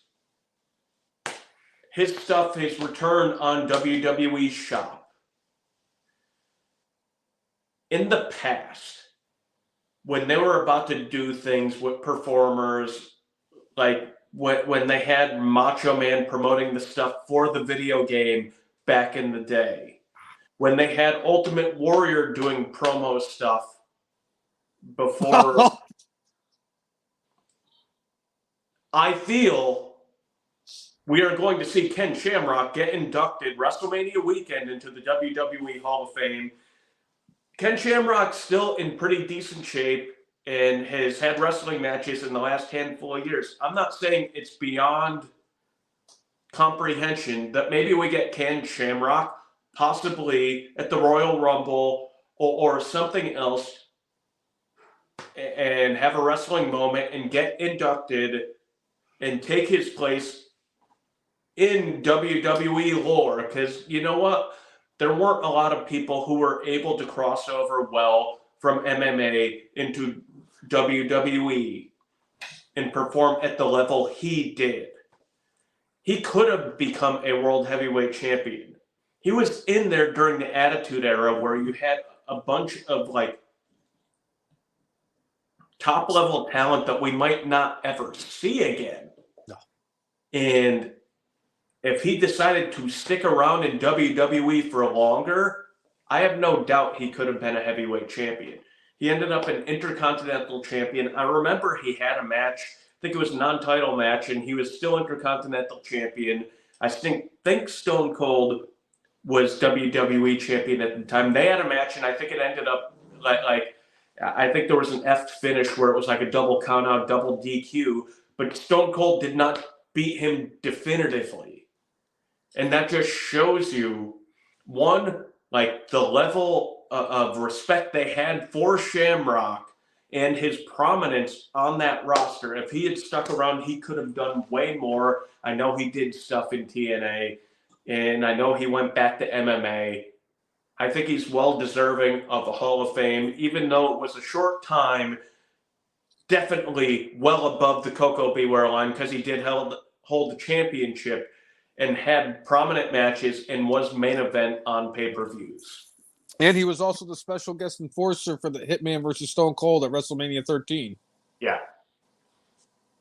I color me surprised that Ken Shamrock returns to WWE and with a possible Hall of Fame induction right after they merged with UFC. I'm shocked.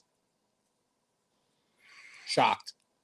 Chris That's Brown, great. would you be good with a Shamrock versus Gable match? Sure. Yeah, I wouldn't mind seeing Chad Gable versus Ken Shamrock.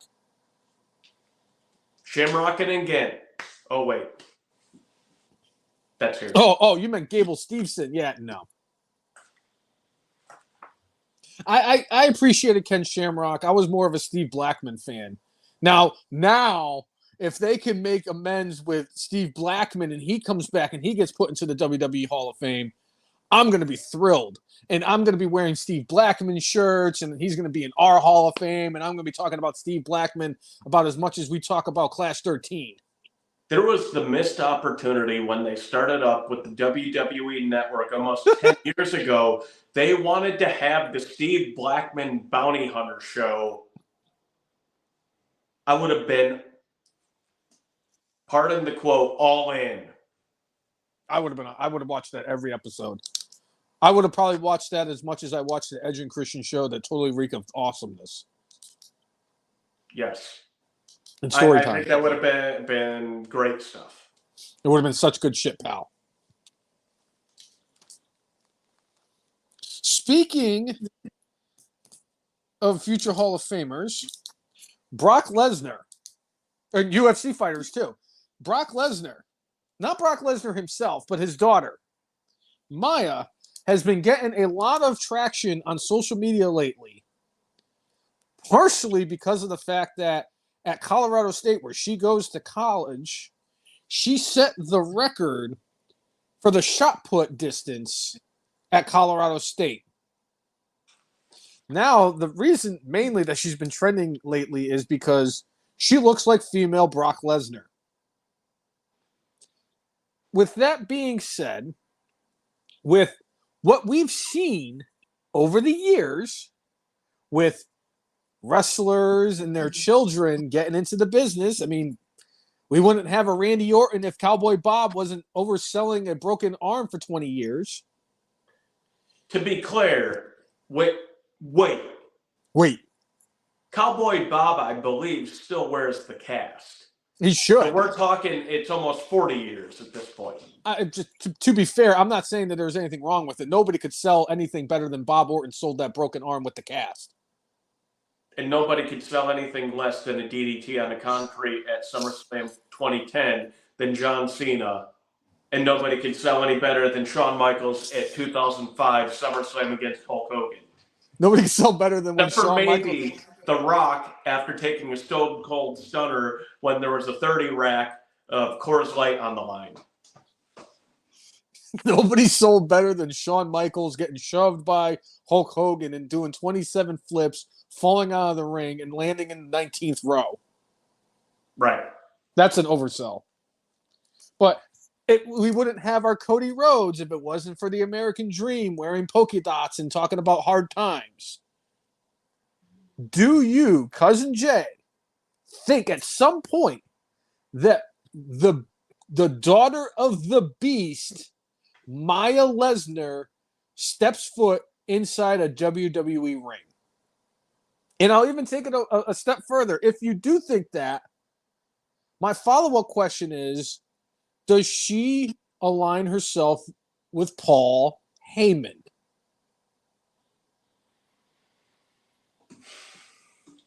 Because I know that I know Brock Lesnar in pro wrestling, at least for the first half of his career, was underwhelming, tumultuous. He liked the money, but he not so much most of the other stuff that, was required of him, or at least asked of him to try to get himself over. I don't know if Maya is like that at all. I would love for Maya to come in and to be the first person to body slam Nia Jax. Oh, I want her to take Nia Jax to Suplex City. It would be the greatest. If nothing else, I want to see that. I want to see Nia Jax and The Rock going against Brock Lesnar and Maya Lesnar in a mixed tag team match where Suplex City ends up, being double trouble that night. See, I don't see The Rock taking a bunch of bumps to Suplex City, considering the fact that the strike is over in Hollywood. I mean, personally, I wouldn't mind seeing Roman Reigns go to Suplex City because maybe, just maybe, he'll drop the title that he's been holding since the dawn of time, since Bobby Fish handed him the title. Brock cannot go against Roman Reigns.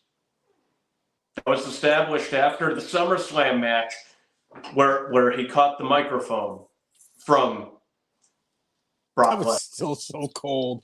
Oh man, that was still to this day. I might even like do one of those things where we put that in our Hall of Fame just because it was that tremendous. Yeah, it was away from Roman. Yeah, it was perfect. Anyway, does Maya end up becoming one of the next NIL people? WWE this week signed 14 people for their next in line program. They ended up having 2 football players. They had,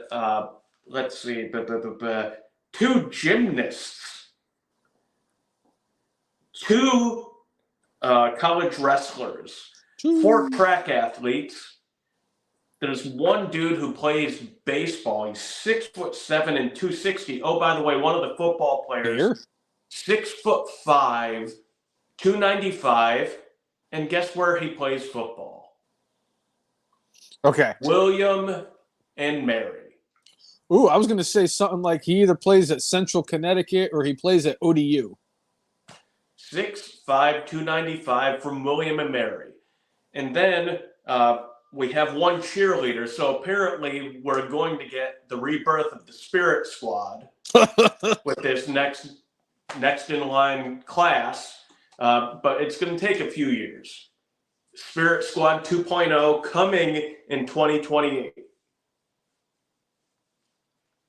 Nikki, Mikey, Mitch, Kenny, and whatever the other one is. And Dolph Ziggler. We are the Spirit Squad. And it's sad because that's not even a top 10 shittiest gimmick of all time. No, it is not. They actually feuded with high-profile teams. They were made a big deal. They were And by the WWE way, Tag Team Champions. Right. And I mean, Dolph Ziggler is a WWE Hall of Famer, and he started as a cheerleader. And he's the greatest seller of finishers I've ever seen in my entire life. Goldberg, after that match with The Undertaker in Saudi Arabia, there was a lot of like, now we can't make any more money off him. Then Dolph Ziggler, with that program he did with Goldberg at SummerSlam, and that spear, the way he sold that spear.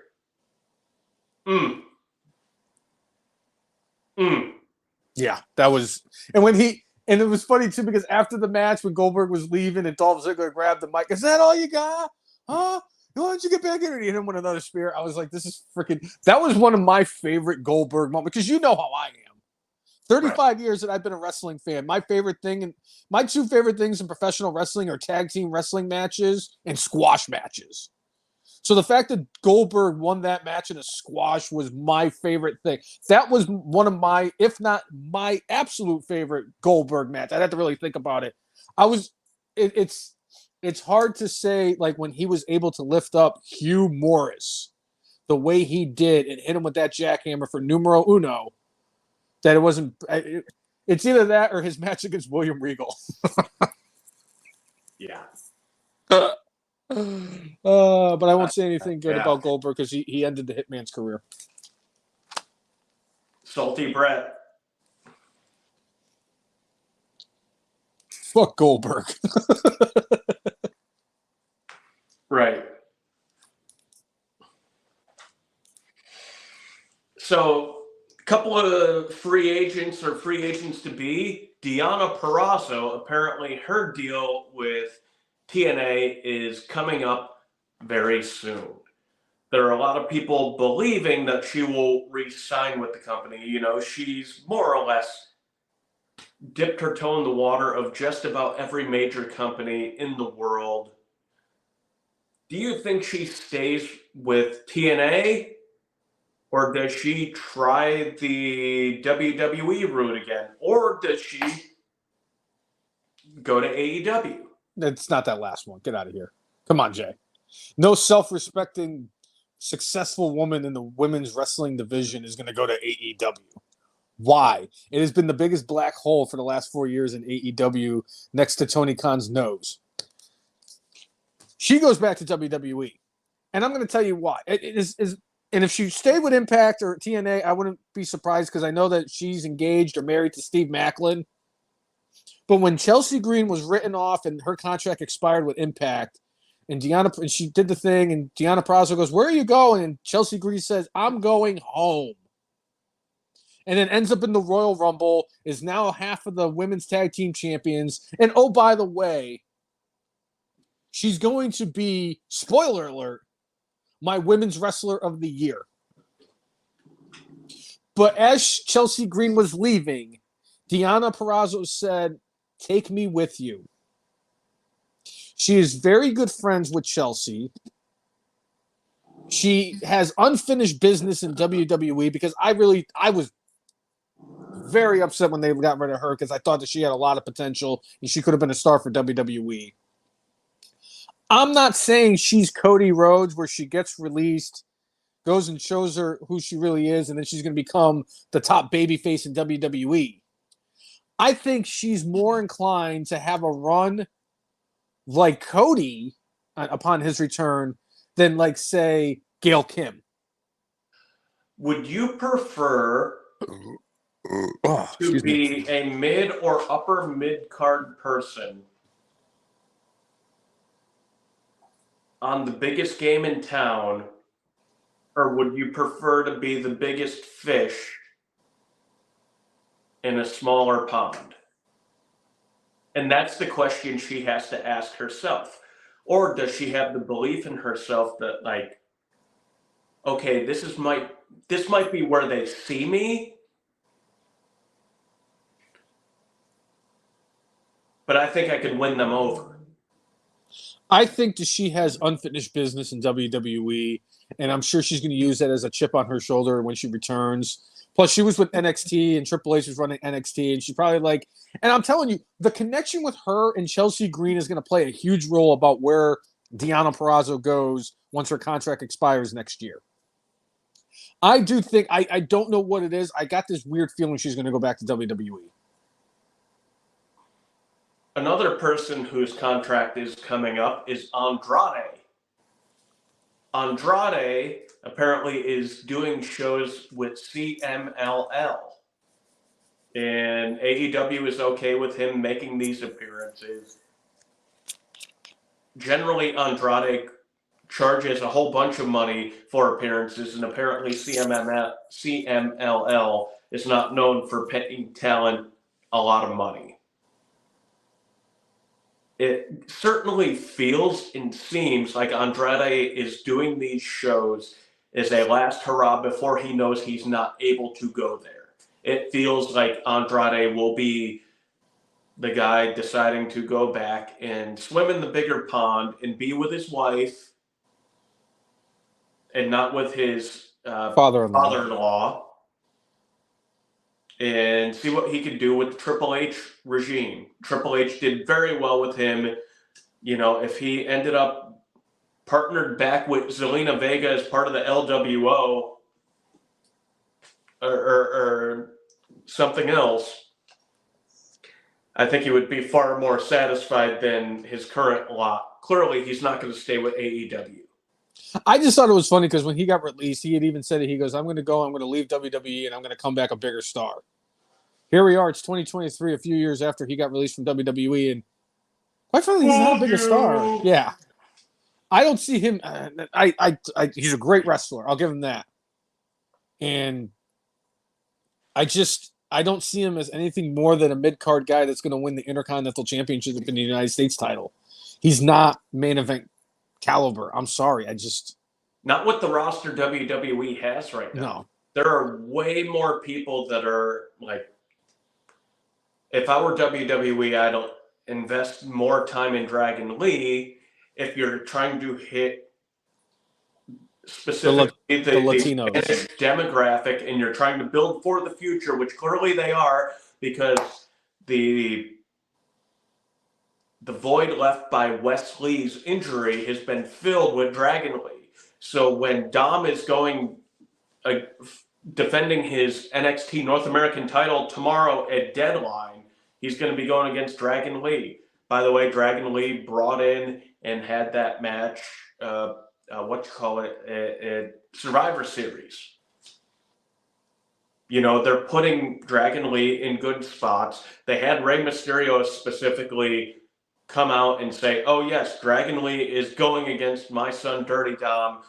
Another one of my favorite things this week is CM Punk has already put his hat in the ring as far as going against Dominic, using the storyline from all those years ago against Rey and the family to be a thing to play it forward. Again, I think it's an overall bad idea for them to have CM Punk behind the scenes doing what CM Punk has done before. Behind the scenes, as a performer, though, I admit the man's talent and the ability to tell a story and talk people into the arena. I think it's great. I am so happy that he is back. I am actually excited to see what he does on SmackDown tonight, because CM Punk is going to be on SmackDown tonight for the first time in over a decade. That's probably because of the fact that I've been a fan of CM Punk for nearly 20 years. I want CM Punk there. It just feels right. I thought that the way it ended in 2014 was not the way his run in WWE was supposed to go, and I feel like this is the way that it needs to happen. I need to have the closure of CM Punk's career ending in WWE properly. Now, if that's whether his contract expires and he decides to retire, or the fact that he pisses off somebody else and tries to choke out Seth Rollins and ends up getting fired like he did with Jungle Jack, it's time to only tell. But as a fan of CM Punk, as a fan of professional wrestling, and a fan of WWE, I want CM Punk back. Well, he is. He's back. And the question for me, like when he was coming back, like they have him slated to go against Roman Reigns, but clearly he's going to be on Raw. So if he ends up going against Roman Reigns at WrestleMania, it's going to be because he wins the Royal Rumble. I'm telling you, Jay, I am so excited for this Rumble. I know I said it last week when all the returns happened. I am so excited for the Royal Rumble because it's Ow, I just stabbed myself with a pen. It is unpredictable who's going to win the Royal Rumble. I mean, you have Gunther, you have Orton, you have Cody. Like, there are 4 or 5 legit people off the top of my brain, and we're not even talking Brock Lesnar. Like, even though he like has a thing in his clause in the contract, he can't go against Roman Reigns while he has the title. If you win the Royal Rumble, that's all bets are off. If you're senior Money in the Bank, you know, you can do whatever. I like the idea that somebody pitched last week where, like, we end up getting a cash in at WrestleMania. I like the idea of Cody finishing the story, but then the story getting kind of screwed over a little bit by having Damian Priest cash in on him, and it feels like you've been shortchanged, and then Cody continues to chase. So that when we're doing episode 7004 of the F the Marks podcast in 20 years, and we're still talking about how Cody Rhodes still needs to finish the story? Yes.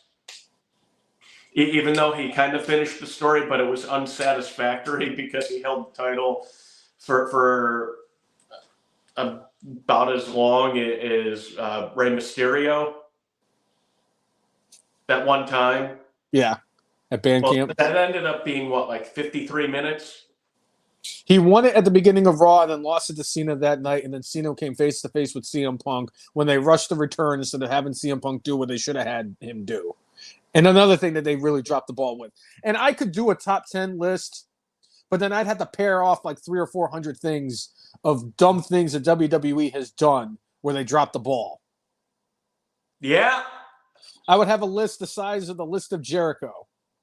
And I'm sorry, not the list of Jericho. My list would be about the size of the list of 1,004 holds. Armbar. So a team that WWE is high on right now and are going to be elevating is one Austin Theory and Grayson Waller. I think everybody knew and saw this coming. They're both good talkers who people absolutely despise. And they're going to get better at being douchebags.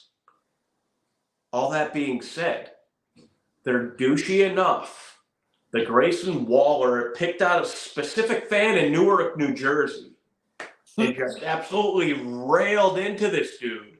The dude was so fired up that when the match ended with Theory and Waller, he jumped the barricade and wanted at Grayson Waller.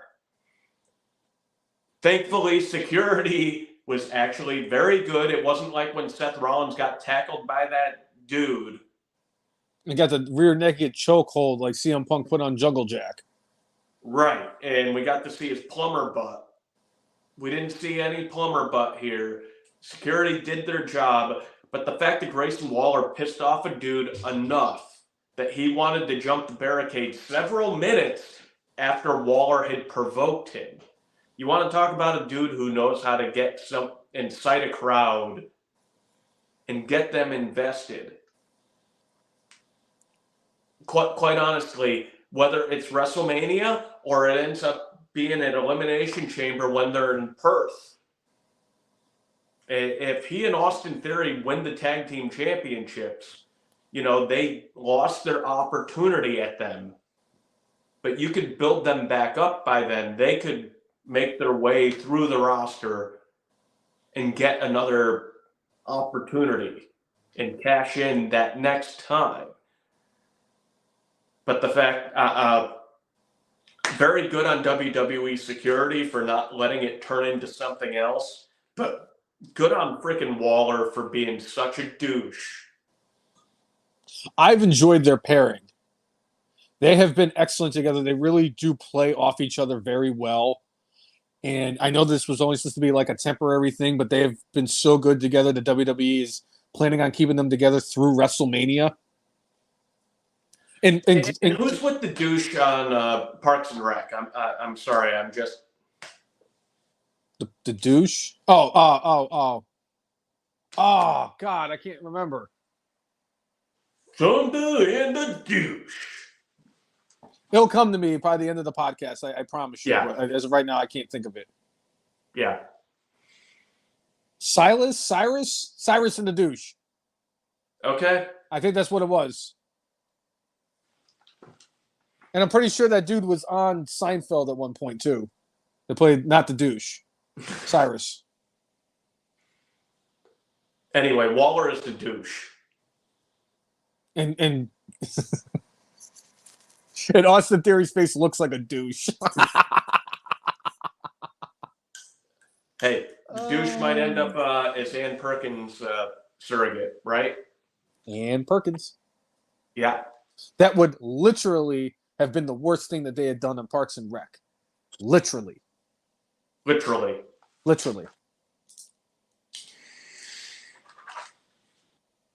All right. So last week on SmackDown, we have a cupcake down. Repeat, we have a cupcake down. The fourth and fifth metacarpal bones within the fist of one Captain Cupcake, Kevin Owens, were stuck in the oven a little bit too long and are broken. But apparently, it sounds like Captain Cupcake is going to work through the pain and continue on his path to Logan Paul and getting a U.S. Championship match at the Royal Rumble.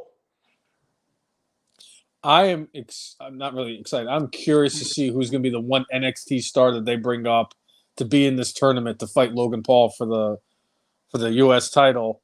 And Karrion Kross is basically in a squash match and getting eliminated in the first round. He's in a thanks for showing up participation trophy. I don't even think there's a consolation bracket that's even worthwhile for Karrion Kross because he's just going to lose anyway. All right. Chris Brown saying Theory's face is something only a steel chair could love. LMAO.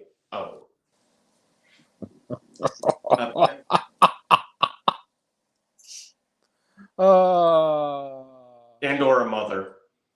I don't even think his mother loves that face.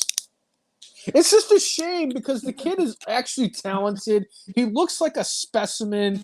He's getting better on the microphone. It's his face. I don't know what it is, but I just want to deliver one of these to his suckhole. You got to do something about it because if you don't rearrange your face, I'm going to do it for you. It's the fucking Catalina wine mixer. It's the fucking Catalina wine mixer. Yeah. Such good shit. So originally it was thought that Captain Cupcake was going to be out 6 to 8 weeks with this until after the Rumble. But, I mean, if Cowboy Bob could wrestle for the last 40-plus years with a broken arm, Captain Cupcake can certainly wrestle with a broken hand.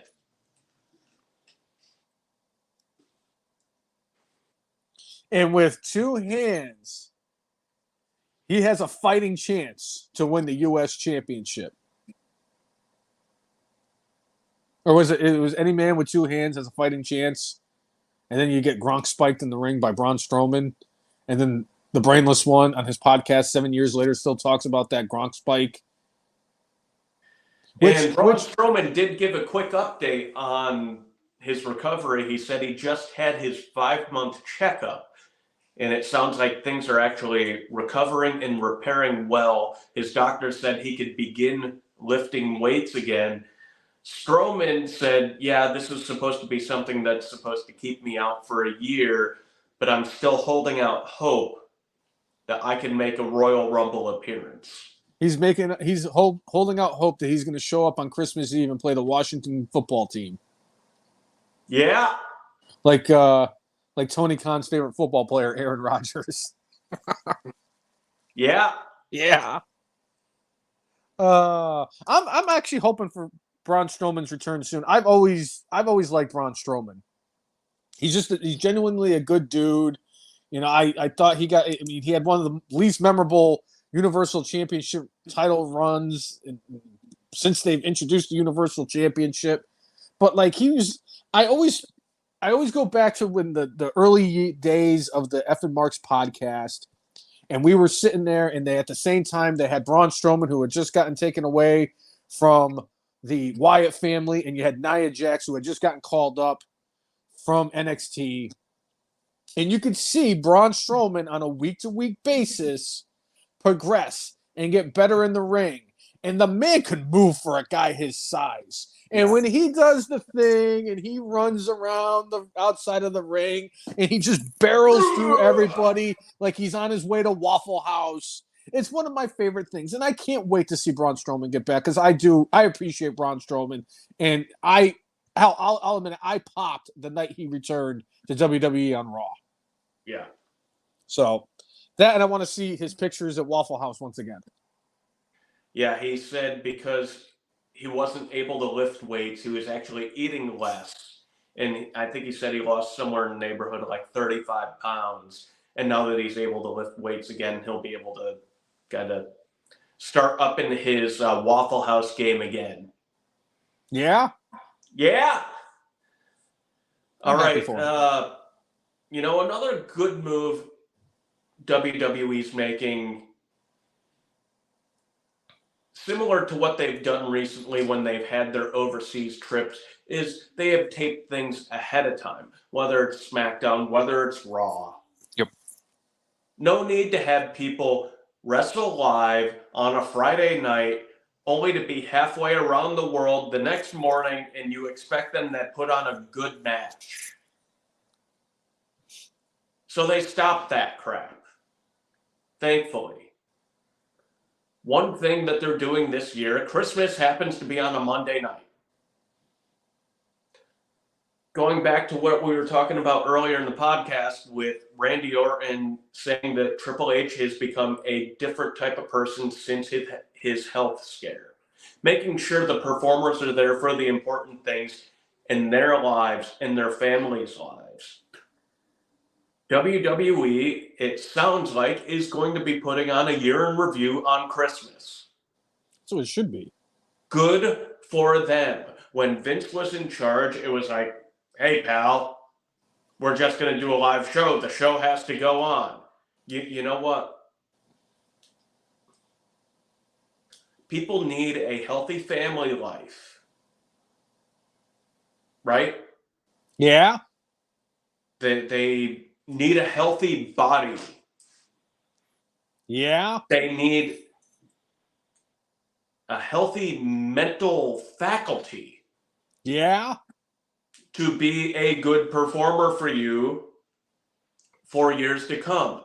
This way, when we're continuing to do the podcast, we're not going to have all these sad stories like we do of wrestlers from the 70s and 80s who were overcome by drug addiction because guess what? They were away from their families. They ended up not being at home, ended up divorcing from their wives, their girlfriends, not being there for their kids being raised, and having a whole crap ton of regrets over the fact that they missed the most important stuff in their life for something that was temporal. Good on WWE for making it more friendly for families, more friendly for the performers so they don't end up having broken relationships, which will cause strife internally in the company, which will cause other problems throughout anything and everything.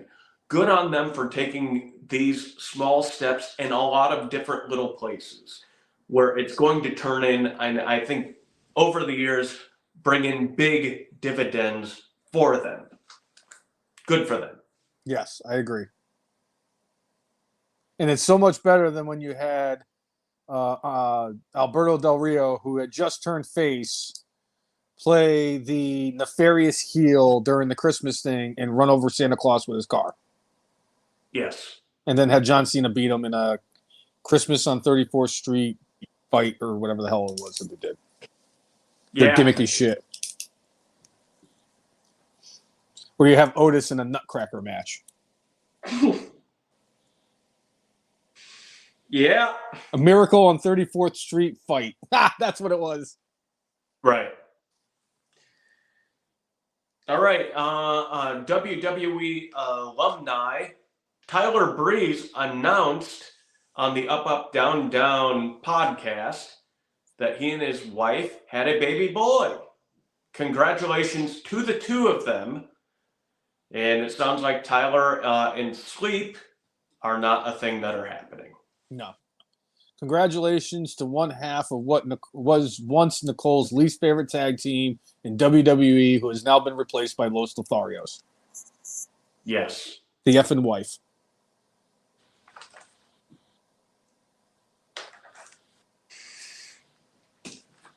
So another big thing happening with TNA, Okada, who is going to be a free agent very soon, is making an appearance at TNA Snake Eyes in Las Vegas in the middle of next month. I'm pretty sure Okada is not going to end up in TNA. No. At this point, at his age, if he wants to maximize his dollars, he's going to end up in WWE. I'll tell you right now, this Cody Rhodes and Shinsuke Nakamura rivalry that they're going to kind of build towards Royal Rumble with is going to really make a statement to Okada about whether or not he does want to make the jump to WWE or if he wants to go get hugged by Nose Candy Khan. Right. So I'd like to see him in WWE. I'm actually a fan of Okada. I will defend Okada because Okada is a very good wrestler. And I do think that he is one of the top stars in the business throughout the world. And not a lot of people know about him because he's obviously mainly in Japan. And when he does wrestle in the States, he's wrestling for a promotion that's ran by a guy who wants to be Herb Abrams. So I think that the move for him is WWE or he's going back to Japan. But again, it's good to see that he's getting opportunities to wrestle for Impact Wrestling, and people will get a chance to see Okada. But I agree, he's not going to Impact. Now, Tim asking the question, is Lashley a heel or a face? I'm going to say he's a heel. When they do the tribute for the troops, he may be a face because of his time in the Army.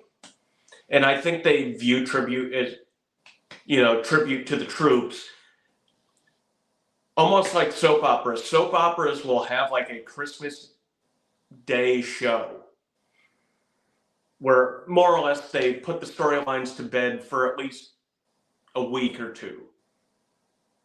That's what they may do with Lashley. Lashley's a heel. Him and the Street Profits are heels, and they should be.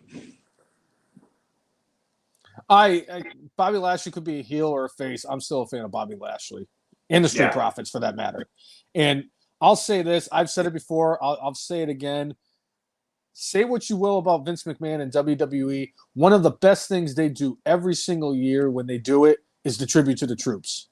I appreciate the fact that they actually will go to wherever the troops are stationed and have a wrestling show for them and just make it about them and just have, people like Steve Austin dressed up like Santa Claus and John Cena wrestle and all that stuff. I love the tribute to the troops, and it's one of my favorite things WWE does each and every year. Still, one of my favorite things is watching Rey Mysterio doing like the crowd dive, and troops are just fired up to see him. What they do now, they'll go to, mostly bases in the U.S. and do the performance for tribute to the troops. Yeah.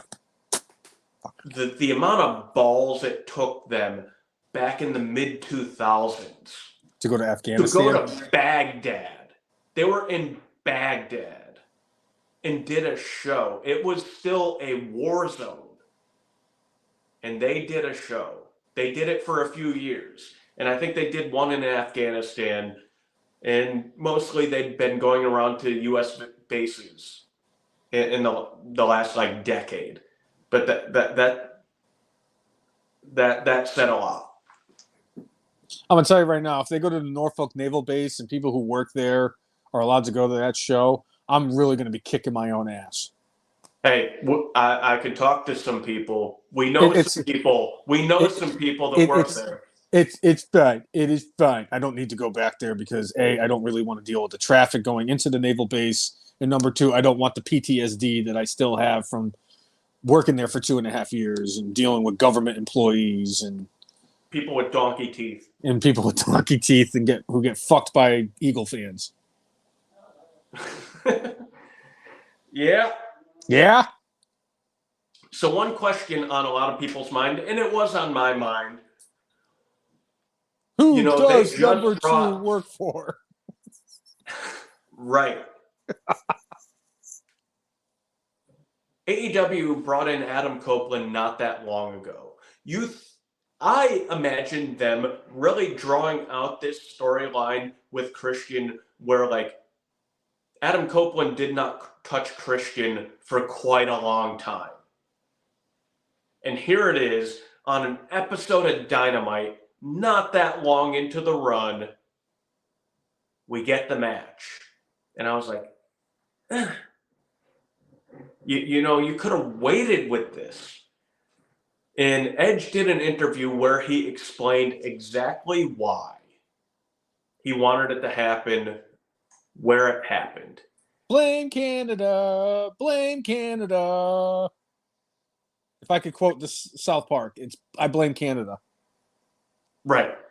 But he said the where for him is more important than the when. And I completely get that from the personal perspective for him. He still has a lot of family up in Canada.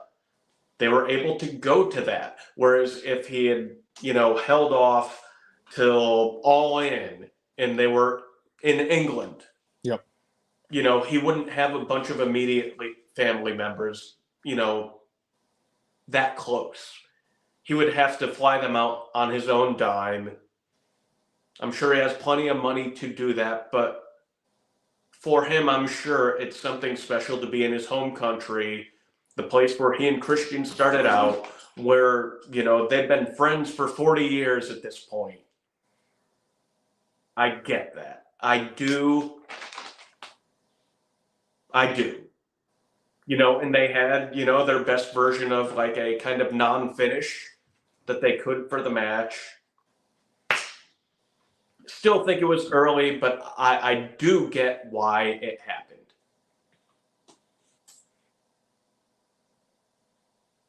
I would love to put my 2 cents in there and give my opinion, but the fact is that not only did I not watch it, but when I found out that it was this faux Nick Wayne mother that cost Edge the title, it's almost like Dumb and Dumber, except that it's not the way that the quote is ended. Just when I think you couldn't get any dumber, you go and do something like this. And they totally did not redeem themselves. Because every single time I put it on the TV or I read something about AEW, they keep dragging me further and further away, that if they were any further away, they would be the state of Connecticut. Yeah. So I don't know what to tell you. It is absolutely silly, stupid, and just it's basically the trademark of what AEW is. They don't know what the hell they're doing. I don't blame Edge. Yes, you want to fight in front of your home country, and this is where you and Christian are from and where you started and all that stuff. They pulled the trigger on that a little too soon. They could have pulled it. They could have just kind of dragged this out just a little bit. Like the words of Steve Austin, why am I going to wrestle a match on free television with no build when this is a main event caliber, a pay-per-view main event caliber match like he had with Brock Lesnar that got Austin to walk out of WWE? Yeah. So And then on top of it, to have such a silly, stupid booking wise. Did they hire Vince Russo? Is that what this is? Did they hire Vince Russo and didn't tell anybody? They went and asked Jim Cornette to get a job with them, and they couldn't get him, so they got the worst best thing. Or I'm sorry, the next worst thing, which is Vince Russo, which is the absolute worst thing in the history of wrestling. The absolute worst thing. The worst. Vince Russo.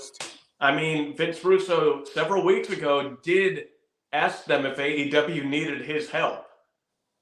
Quite honestly, he might help them. Yeah, right. Jay, that is like adding. That's really like adding gasoline to a forest fire. Yes. It's not gonna help. It's not gonna work. It's just gonna make things a hell of a lot worse. And as much as I want to watch the Titanic sink, as Kenny Omega is getting hit by 27 consecutive Canadian destroyers from his fuck doll, I wouldn't wish Vince Russo upon my worst enemy. And for me, AEW was basically like my worst enemy. All right, and Tim saying, and on another dumb AEW news, I think Wardlow is the devil. It kind of makes sense. Kind of makes sense. I'd rather have it be him than the jerk off. I'm telling you right now, Jay, it doesn't matter who it is. It's going to be a wet fart because even if it's Wardlow, even if it's Jungle Jack, even if it's Adam Cole, baby, or Kyle O'Reilly, or any of those guys, even Bobby Fish, it's going to be a wet fart. If it's not Tony Khan, it's going to be a wet fart. It was me. Thank you. It was me, Austin. It was me the whole time. Tim saying, I believe it's on good authority. It's not CM Punk, unless we're getting trolled in the greatest troll job of all time. Where he signs an AEW contract on Monday. Well, he said that his future, because he wants the main event WrestleMania 40, he was going to announce that during his appearance on SmackDown tonight. So I'd be curious to see what happens. And I really do think what a middle finger that's going to be to AEW if CM Punk main events night 1 and then Cody Rhodes main events night 2, and then Jade Cargill wins like the women's WWE championship. After CM Punk was the curtain jerker at All In. Yes. And Jade Cargill couldn't even get a match at All In. Yeah. All right. That's all I got for my notes. What do you have, Brainless? What is your top 10 this week? Oh, well, luckily I am done with my notes. So all I have left besides my good, bad, and brainless, which, by the way, I had a hard time coming up with a good this week, surprisingly. That's what you said. Right. The only thing I got left is my top 10 list. And I know a couple months ago I had come up with the top 10 what-ifs in wrestling history. And I was thinking about it today when I was out dashing doors and avoiding college students at CNU while accepting orders from McDonald's. I was thinking about that what-ifs because a what-if had popped up in my head. And I said, you know what?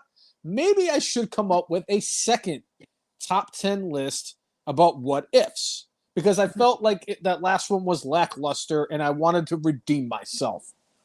Okay. So for this week, my top 10 what-ifs in wrestling history, part 2. All right. Number 10, Cousin Jay. What if primetime Brian Lee was in the right place at the right time when the Z-Man was jumping off the top rope to hit him with the crossbody? Clash 13 would not be what it is without that moment. I agree. Well, no, we'd still have Kaluta and the Botswana Beast. And I mean, there would still be many outstanding moments in Clash 13, but quite honestly, that for me is a standout. It's because you've got the Magic Show. Mm-hmm. You've got coked up Michael Hayes. You've got the 37 appearances of the Big Cat. I mean, there's Kalua in the Botswana Beast in the African finals of the Paddock O'Connor Memorial Tournament. There are a lot of other things that really, like, that show had so many building blocks. But the Z-Man and primetime Brian Lee, I mean... That set the bar. All right, I did it wrong. That was number 10. And it is the most talked about thing from Clash 13 between the two of us, other than the magic show from the Black Scorpion. There are a couple of what-ifs in the chat right now that I have to bring up. What if Enzo had not been falsely accused of sexual assault? How far could he and Big Cass have gone in WWE? Well, at that point, when he got nailed for that, him and Big Cass had already been split because he was the cruiserweight champion for the second time when he got nailed for that, and he had already been split up from Big Cass. I think Enzo would still be here in WWE, and I'm one of the few that actually is a fan of Enzo Amore, and I love to see him come back. Yeah, based off of the pop that he got at OVW. I don't know. Yes, basically. But the thing is if they had somehow, some way gotten back together, I think it would not have ended much differently because Cass was in a bad place mentally and had some substance issues. Yeah. And quite honestly, I think it ended up for both of them better that it happened the way it did. Because I think Cass would still probably be dealing with substance issues, and Enzo would not have been humbled the way he has been. Yeah. By not being let go. It sucks that it was a false accusation, but clearly he had burned a lot of bridges behind the scenes where people are like, you know, he's just not worth it. I think it ended up best for both of them, and I hope Enzo kind of isn't bitter and realizes that, like, it's okay. Yeah. The second one, I think this. I think you're going to enjoy this. What if PN News did fall through the ring from the second match? I almost put that on this list. I just want you to know that. It would not have been the greatest farce that Cousin Jay had ever performed. It was like watching the Black Scorpion at Clash 13. Sting. Number 9. Cousin Jay, what if Kurt Angle knew that he could beat Scott Steiner? Because the numbers don't lie. Because Kurt Angle knows he can't beat me. He knew. But if Kurt Angle knew that he could actually beat him, what do you think that would have done to the Steiner math? I mean, it wouldn't be 141 1/3% chance that Scott Steiner was going to win. His math was phenomenally perfect. His portrayal of the English language was not so much. And that's what made it next level. Which was funny because it was like he had a Bristol Eastern education behind it. Yes. Number 8, Cousin Jay, what if Hulk Hogan did wrestle 400 days in 1 year? I'm not saying it's beyond the realm of possibility that he didn't do that. If we have a multiverse and somehow the different Hulk Hogans, like their brainwaves ended up melding, and it's possible that there was an extra, 35 days in there that he's like, oh yeah, I remember this match I had. I can't find it on PW Insider. I can't find it on, Pro Wrestling Illustrated for me having this match. I know it existed. Just like I know I saw the Dingo Warrior August 10th, 1987. There aren't too many places you could find that match like happened. I know I saw it. Hulk Hogan may know that something happened, but that could be because the multiverse and Hulk Hogan in another universe where Andre the Giant lived several years after, WrestleMania 3. Perhaps, just perhaps, Hulk Hogan had some of those memories leak into his brain. Brother. Number 7, Cousin Jay. What if the Iron Sheik was not in the gimmick battle royal at WrestleMania 17? Would I be regretting taking Duke Droese to have won that match 32 or 22 years later? No. Okay. You would still regret the fact that you picked Duke Droese. He still would not have won. I'm surprised that it was not Brother of Love and James E. Cornette that knocked him out. I am convinced that if the Iron Sheik wasn't in that match, Hillbilly Jim would have won. Yes. Number 6, Cousin Jay, what if The Undertaker was Eggman?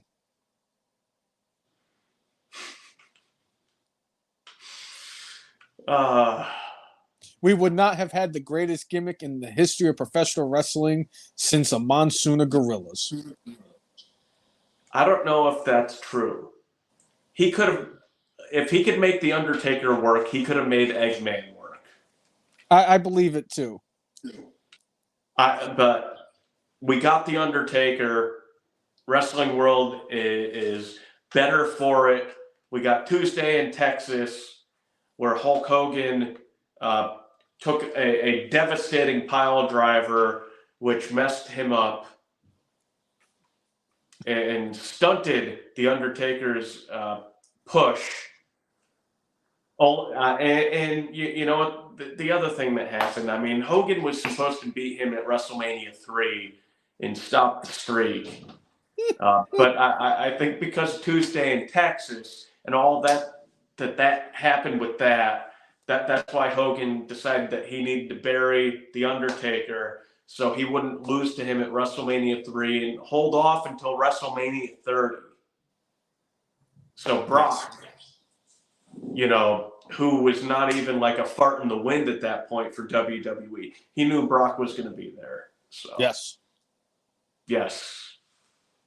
Number 5, and this one hits close to home on this one. Number 5, Cousin Jay, what if the Brainless one didn't live the gimmick better than anybody else and had not made that post about Hampton Roads Championship Wrestling being trash bag championship wrestling? Well, we probably would have ended up going to more Hampton Roads Championship Wrestling shows, and the fact that you and I and maybe Evan Marks Hall of Famer El Jefe and maybe perhaps even El Jefe a couple times would have showed up at more shows, and maybe well, I don't know if they would have still been in business when Pat showed up, but I think it would have been great to bring Pat to one of those shows. Oh God, yes. Although we may have gotten into a legit fight with Pat there. I would have felt a lot better if Pat was there when I told him they were trash bag championship wrestling. Yes. And I will say this is upset and as sorry that I am for letting that all happen. I don't regret it. You deserved it. You deserved it. Not you. HCW deserved it. Because they were not really Hampton Roads Championship Wrestling. They were really Trash Bag Championship Wrestling. Number 4, since I mentioned it earlier anyway, Cousin Jay, if Clash 13 wasn't a dud. Yes. And Ole Anderson was the Black Scorpion. I had to read Brainless. And Ole Anderson was the Black Scorpion. How do you think that would have happened storyline-wise for him heading into Starrcade as him being Black Scorpion instead of Ric Flair? Is that The thing Jack with Perry? WCW at that time is they were trying to get younger. And bringing an old fart like Ole Anderson in, and like Ole Anderson was not at that level. Like he was known as a tag team wrestler, tag team specialist, uh, an old bittered bastard who didn't like change, who allegedly, according to him, Black Scorpion storyline was a joke, and the joke was on Ole. And then he had to like go, oh, what is the Black Scorpion? Oh, he's a magician who does magic tricks. And, you know, they had various people playing the Black Scorpion throughout. Al Perez was one of them. Al Perez was like somewhat prominent. Like he ended up in WCW and had some not super high profile matches, but had a decent run. And I believe he ended up winning championship in World Class Championship Wrestling at some point. But Al Perez was, I think, the first person who wrestled as the Black Scorpion against Sting. And you had the guy who played the Angel of Death, who I think ended up as part of the Disciples of Apocalypse at one point. So if Ole had been it, I think it would have been similar to the Devil. Yeah. Like the devil being like Jungle Jack. Okay. Like, everybody and their mother wanted it to be the Ultimate Warrior. And they had hinted at being the Ultimate Warrior. The only payoff I think that would have satisfied people would have been the Ultimate Warrior. Gotcha. And it would work because he had a history with Sting, because that's who got into the business together, was those two. Right. All right, Cousin Jay, number 3. And this one is probably a monumental of all monumental ones. Number 3, Cousin Jay, what if Marty Jannetty did not run through the window of the barbershop? Oh, I knew that was going to happen. We wouldn't be having the joke of which member of the tag team is going to be the Marty Jannetty of the tag team. And we would not have the Dark Side of the Ring episode of Marty Jannetty being Marty Jannetty, possibly implicating himself in a murder of somebody. Or to be fair to Marty Jannetty, possibly manslaughter. Yes. I still have to watch that. I have to go back and watch that. I think that's the last episode I have to watch of Dark Side of the Ring. Number 2, and I bet you I get you to pop on this one. Number 2, what if Cassius Ohno did not get stuck between the bottom rope and the ring mat in his match with Matt Riddle at NXT TakeOver in, I think, Brooklyn? Or no, War Games. Cassius Ohno still would have lost in 11 seconds. I thought so too. Because if we're being truthful here, the Mauler of Meatloaf needed that match to end quickly to get back to catering. So we could have more meatloaf. Mom! Meatloaf! We want it now! We're hungry! What is she doing in there? Now that is 2 through 10. Do you care to venture a guess at what the numero uno what if is? So this one was in chat, and I forget if it was in part 1. What if Chris Benoit did not kill his family? No. It is not the number one thing. I don't think I don't mention that redacted either, just as much as I don't talk about redacted EW. But no, that's not it. I had a little fun with this one. Okay. And the number one thing on my list is one of those things that keeps me up at night a lot of nights, because it is the greatest what if for me in professional wrestling history. Number 1, Cousin Jay. What if Curtis Axel did not enter the 2015 Royal Rumble? What if Curtis Axel did not enter the 2015? What if Curtis Axel did actually enter the 2015 Royal Rumble? Well, he's never exited it.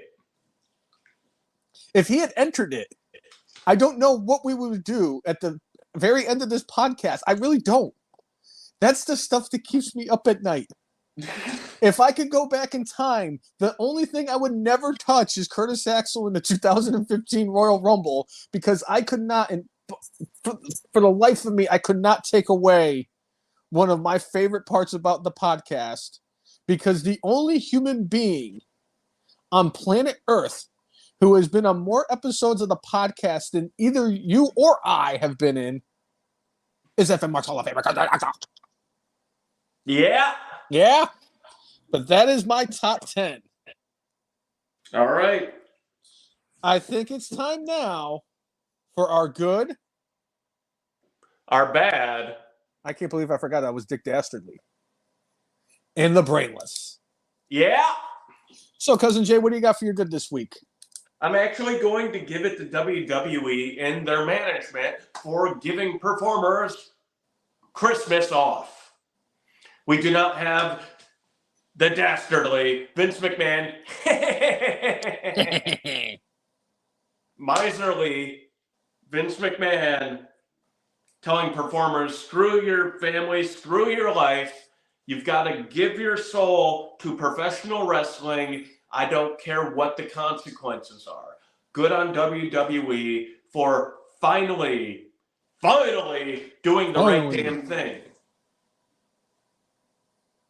Can't argue with that one. I am going with Nick Aldis. He sold that RKO. Granted, I understand that he's a former wrestler and he'll probably get back in the ring with WWE, but he sold that RKO and he ate that RKO better than probably 90% of the people that have ever been hit by an RKO. And I applaud him for doing such a great job at selling and eating that RKO last week. I mean, if you're talking about selling and eating the RKO, I mean, Seth Rollins is the bar. Yeah. And Evan Bourne's up there too. Yeah. And Dolph Ziggler.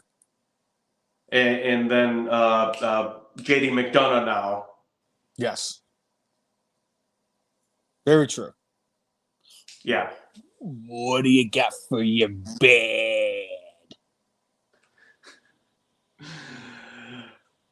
Enzo Amore and OVW. Like, you expect to, like, make when you're doing something in wrestling and you were a big name, and there was a time when the crowd was absolutely bonkers for you, whether they loved you or hated you, and they announce your name, and it's, And again, I come back to the cryback.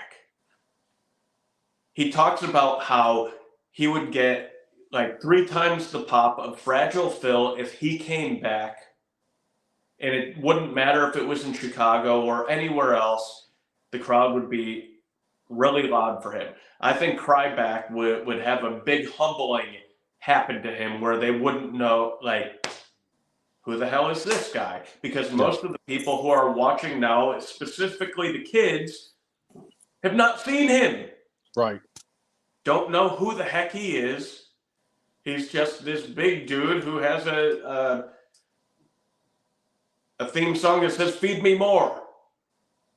They might like that. They might enjoy that. But I don't think people remember him as much as he thinks they do. But Enzo coming out to literally no reaction. That's bad.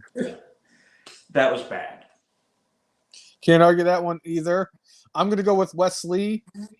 Yeah. It's just bad that he has the back issue that is causing him no feeling in his legs. I've enjoyed his run in NXT, especially after he became a singles competitor, after his tag team partner was wrongfully terminated.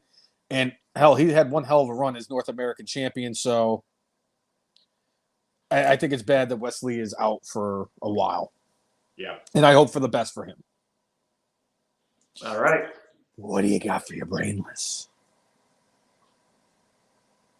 You know, WWE's legal department has had some issues over the last handful of years, some of which could have been completely avoided And we have yet another one that could have completely been avoided. You have merchandise with this Yeet on it. It's selling like crazy. But you didn't check before you started putting the stuff out whether or not there was a trademark, or you saw that there was a trademark and decided you were going to put it out anyway. Right. Either way, bad move, stupid move. And in my view, brainless move. You've been making a whole bunch of money, and now you might have to pay this dude from West Virginia, Casey Huffman, a whole bunch of money because you were reckless. So that is my brainless for this week. Can't argue with that one either, Cousin Jay. That is a fantastic one. For me, this is a record. This has to be a record. For an 8th consecutive episode, All Elite Redacted gets my brainless this week. All the turmoil is backstage. There's a lot of negativity and all this stuff going backstage. Tony Khan really doesn't know what the hell he's doing because he's literally a wrestling mark who is running a wrestling business with his dad's money that is booking with his real-life action figures. And when we thought that CM Punk was the problem for all the negativity and all the bad shit happening in AEW, and now he's in WWE and these problems are still persisting, something's just not adding up. Well, I mean, Mark Henry made it pretty clear. He's like, oh, no, now that the problem's gone, I guess everything's going to be great. Wrong.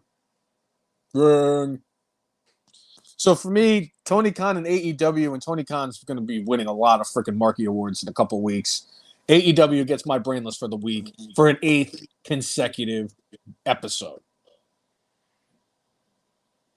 Yeah. So if you like what you've seen, whether you are a first-time watcher or a continuous fan, make sure you like us on Facebook, follow us on Twitter, X, follow us on Instagram, and subscribe to us on YouTube at the letter T, the letter H, the letter E, the letter F, the letter N, M-A-R-K-S, the F and marks. If you like, follow, and subscribe to us, we will do the same back. That has always been our mantra, and make sure you set up notifications so that when we are live, whether it's on the Facebooks or YouTube, you will be notified that we are live so you can join in and talk about our favorite sport that we all love to hate, professional wrestling. New York Yankees. Yeah. And we are also on Spotify, and, make sure you subscribe to that so you will actually be able to tune into the podcast, whether you're here live or on the go. We prefer you to be here live because we like chatting with you, hearing from you, and talking about the things that you like to talk about. So there's that. Yeah. Yeah. Yeah. Yeah. Yeah. Yeah. Yeah. Yeah. Yeah. Well, I think that's it, Cousin Jay. Yeah. I think there's nothing left on the list. We've hit absolutely everything. There's just one more thing. What's that, Curtis Axel? Well, I just am happy to know that I am part of the reason why the Brainless one has many sleepless nights in his life, knowing that if I had actually entered the 2015 Royal Rumble, I would not be an F. Marks Hall of Famer or the signature send-off for this show. But because of the fact that I actually did not enter, I can tell you confidently that today, December 8th of 2023, at an astonishing 3,239 days, I, F. Marks Hall of Famer, is still alive in the 2015 Royal Rumble. So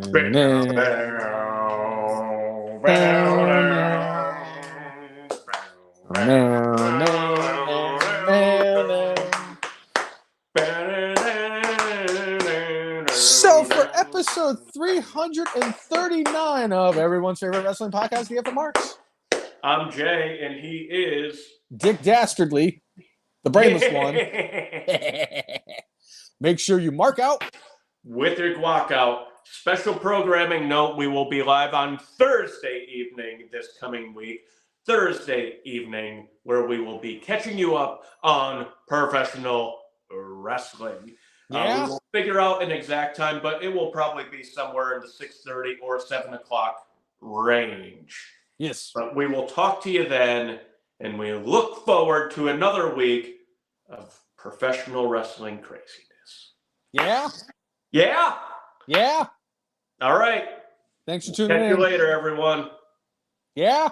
Yeah.